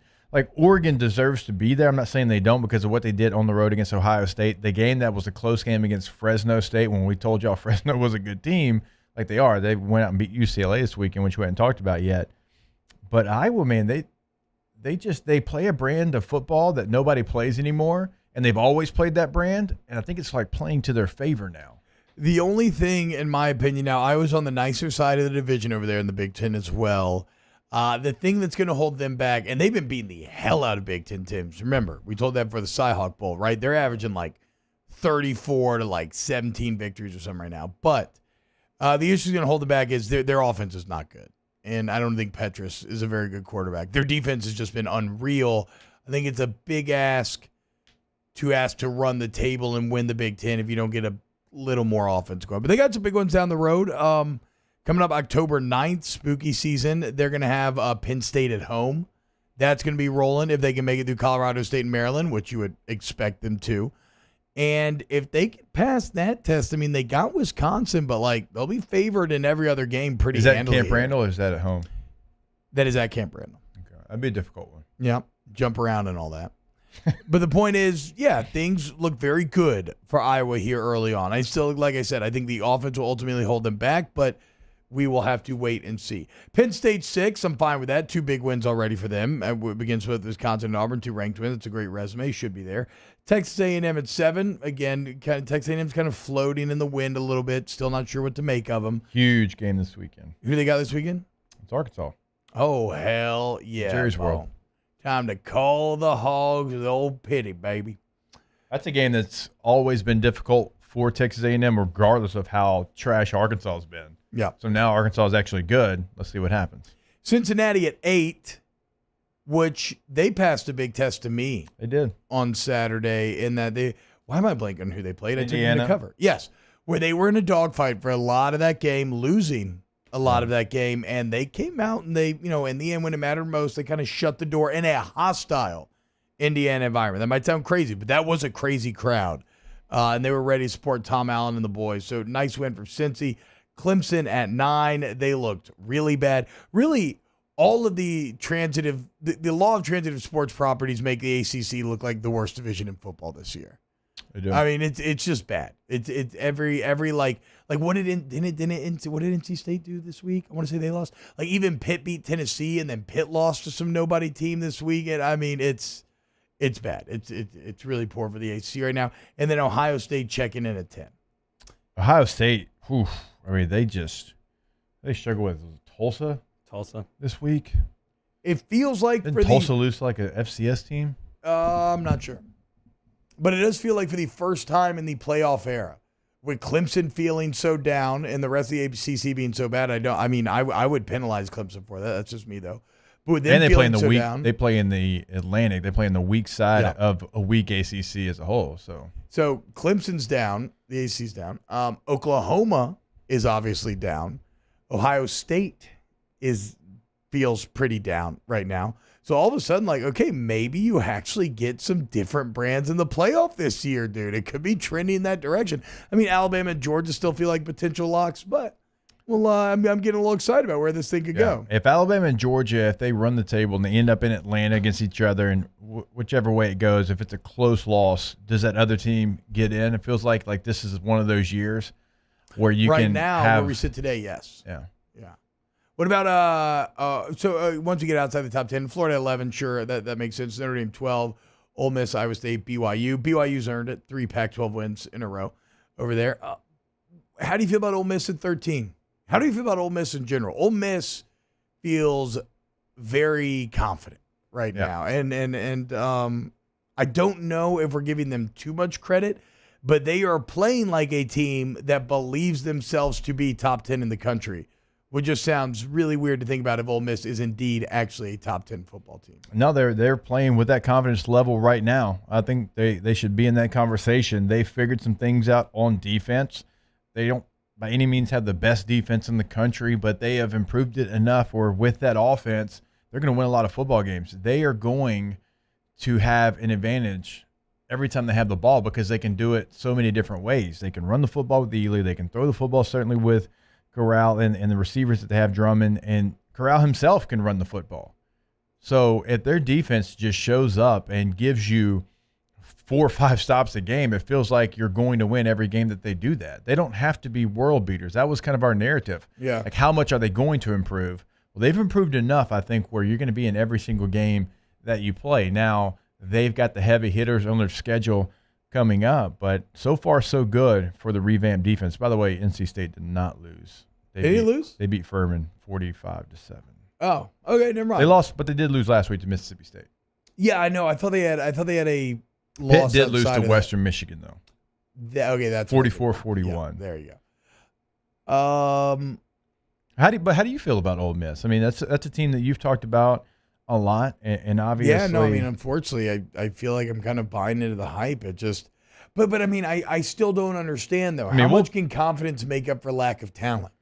Because at least from like a high school recruiting perspective, and look, every now and then all the pieces fall into place, and whatever you can way outperform your recruiting rankings and all that. But how do you suddenly make a team a top 5 team when they don't have that actual when you don't believe maybe that they have that amount of talent. And maybe it's belief. And look, a lot of it's just having a great quarterback. Like the knock-on effect, we always talk about that. Quarterback's like the queen. And the knock-on effect that they can have if a solid play there helps everybody out. But how about this? Bill Connolly, Bill Connolly from ESPN. Say Bill. Does the S&P Plus, big analytics guy. If you took preseason projections out of the equation for the S&P Plus right now, the top 5, and this is for who has performed the best, would be Michigan, Georgia, Ole Miss, Texas Tech, and Florida. Now, I mean, it's don't buy into that. It's just a sign that though it's not to say they're top 5. It's just, those teams are in very good form right now. We will find out though about Ole Miss because they get a bye week and then they go at Bama, Arkansas, at Tennessee, LSU, and at Auburn. And it doesn't really get much easier after that for them in the next 2 games because they play against Liberty with all those storylines of Hugh Freeze and the distractions that week can bring in. And then you play against Texas A&M the next week. Now, at the end of the season, you get Vandy and Mississippi State. They're about to go through a stretch right here. So if they survive this stretch, and even if they only lose 1 game, then we're talking about them as okay, where can this season end up for them? But they've beaten Louisville, who Louisville goes out and they get a win against Central Florida, so that's a nice win for Ole Miss. And then they beat Austin Peay.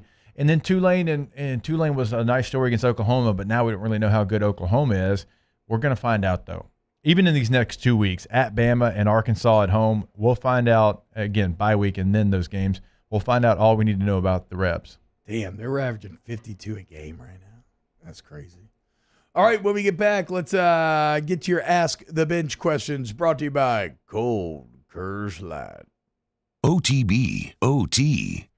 Go to GEAUXroof.com. That's goroof.com. 927-8300 is the number. 927-8300 is the number. Look, when you work with Go Roof, you get a free professional estimate. So the storms just passed over. A lot of bad, right? And maybe you're wondering, okay, did something go wrong? Do I have problems? You're not quite sure. If you go 927-8300 or go to GEAUXroof.com, they'll come out there and you can get those questions answered for free. Then, when you figure out what is or is not going on, you make a fully informed decision about what to do next. The Big Shop Insurance covers it great. If not, they work with monthly payment options. They work with you.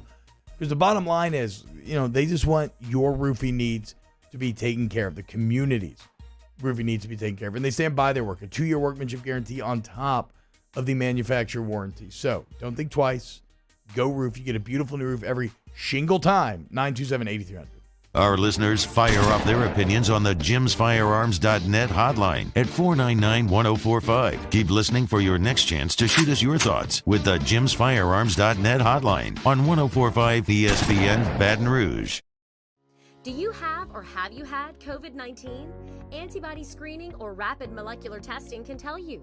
Lake Urgent Care Lake After Hours offers both with results from molecular testing in minutes. Learn more at lakeurgentcare.com. Make this summer your backyard party year with Chris's Specialty Foods. Wings, burgers, brisket, steak, and boudin, plus great Cajun side dishes. We do all the prep, and you enjoy laughing with friends and family. Chris's Specialty Foods, Millerville, New Orleans, Prairieville, and Frisco. Everybody loves Chris's authentic Cajun meat.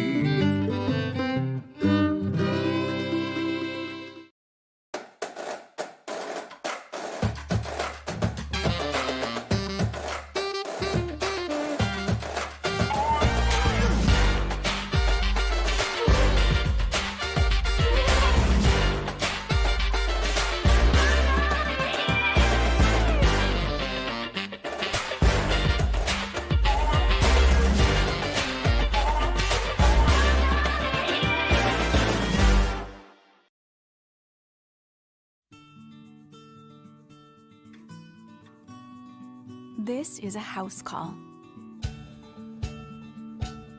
This is a follow-up appointment. This is a diabetes checkup. This isn't just more convenient care, it's more advanced care. This is innovating healthcare at Louisiana's #1 hospital, Ochsner. Yo, Jake here for Patient Plus Urgent Care Clinic, the place that's going to be convenient for you during an inconvenient time. Look, you hear me talk about my 4 boys all the time, and sometimes things like stitches, well, they happen. And in fact, they have. And Patient Plus is always taking care of us, just like they'll do the same for you. And now with 7 convenient locations across the Baton Rouge area, open from 9 a.m. until 9 p.m., 7 days a week. And also at PatientPlusUC.com, you can sign up for your appointment on the way to the clinic. That's Patient Plus Urgent Care Clinic. Get in and get better. Front to Back Boat Service has been family owned and operated for 30 years. And the Sherman family is NMEA certified. That's the National Marine Electronics Association at Front to Back. They are committed to improving the safety and technology of marine electronics through installer training, interface standards. And look, the fall and the winter, it's the perfect time to do that yearly maintenance you've been putting off. Get those parts you've been wanting. So schedule your appointment today at Front to Back North Airway off of Airline Highway. At All-Star Toyota, you get it all. If you're in the market for an all-new Toyota vehicle, come see our friendly and knowledgeable sales team at All-Star Toyota.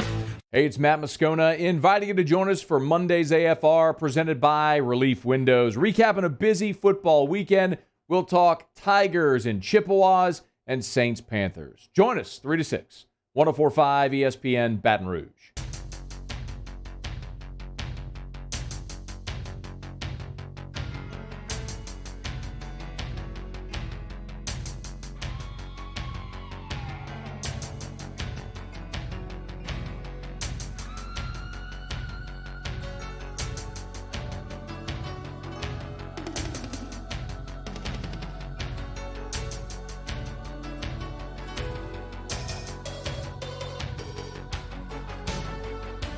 OTB OT with Hester and T-Bob on 104.5 ESPN Baton Rouge and 94.7 ESPN Alexandria.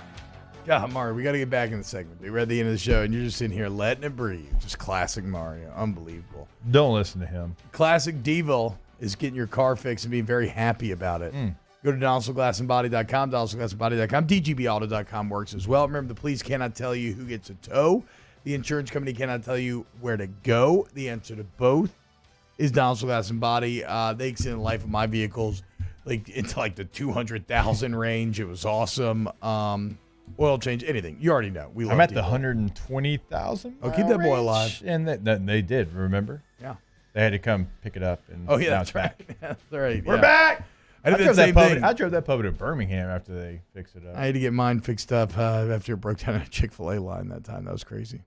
All right, let's do a little Ask the Bench, brought to you by Cold Curse Light, Vizzy Hard Seltzer, and Blue Moon Lights Gas, Citrus Sweet. Hashtag Ask the Bench. If you were in charge, you have taken Max out after the pick six or let him have a rebound drive for taking him out? No, I don't think no need for you allow that to dictate what you're going to do. Probably already had a plan in place. Came up limping a bit. Yeah. It was done. The night was done, right? Yeah. Hashtag Ask the Bench. Are we still sitting on a sub-15 interception year for Winston? Do you think he settles in and learns from yesterday? I do. I don't think he's going to. I think 15. I'm going 15 or under. I do not think he will hit 16. I'll go with that now, but I don't want to see what you saw this week, next week. Like you want to see improvement and take care of the football. Ask the Bench. Georgia with the mailman at QB versus Texas A&M with Calzada at QB. Who you taking? Georgia. Yeah. Texas A&M right now can't run the ball, and Jimbo's offense can't thrive unless they can run the ball. That's what it's set up off of, and the offensive line's got to continue to get better. If they want to run the ball, they have the backs. They don't have the line, and you're trying to protect a young quarterback that was not the starter, so you need to run the ball to be effective for A&M, and they can't right now. Ask the Bench. Drink of choice for 11 a.m. tailgating. Coors Light. I don't cheat on it. I mean, it's going to be so sunny. Tequila. It seems like it would go Oh. great. Corona. Bud Light for me. No, you can't. This is really Jesus, like by literally, Coors Light. like that's, you can't be honest to the point where you say Bud Light No, when like- it's sponsored by Coors Light. Sorry, edit that I never out. said I didn't like Coors Edit Light. that. I know, but no. You edit said that in the out. morning. No, edit that out. Bud Light is horrible. It's a weird defense, but no. Okay. Everybody just let's not even mention them again. Shout out Coors Light, Busy Hard Seltzer, and Blue Moon Light Sky Citrus Sweet. Too much honesty there, Mario. You need to relax. With the Coors Light. For what it's worth, I don't want anybody to think it's an act with Jake. The man only drinks Coors Light. Like it is crazy. He loves the Silver Bullet, and I do too. It's my favorite of the three. All right, y'all have a great day. We love you. We'll be back Tuesday. OTB, OT. Go to Ochsner.org, Ochsner.org. Look, your medical team that takes care of the Saints, the Pelicans, colleges throughout the state, and now, Jake, the entirety of the LHSAA, okay? Working with the LHSAA to provide medical guidelines to keep your kids safe in competition. And when you look at Ochsner, man, and you see these facilities, whether it's a Grove in Baton Rouge, which is brand new and it's just beautiful, dude, check out the MRI machine. Or, you know, in New Orleans, right? I've toured the ORs and the renovations that they did to them, and the level of technology. What's it in service of? It's in service of creating the best environment for with these doctors to succeed. So what happens when you combine the best environments with the best doctors? You get the best possible orthopedic results. So any issues that you have, trust in the same people that everybody else is. Trust in Ochsner. Go to Ochsner.org today. That's Ochsner.org.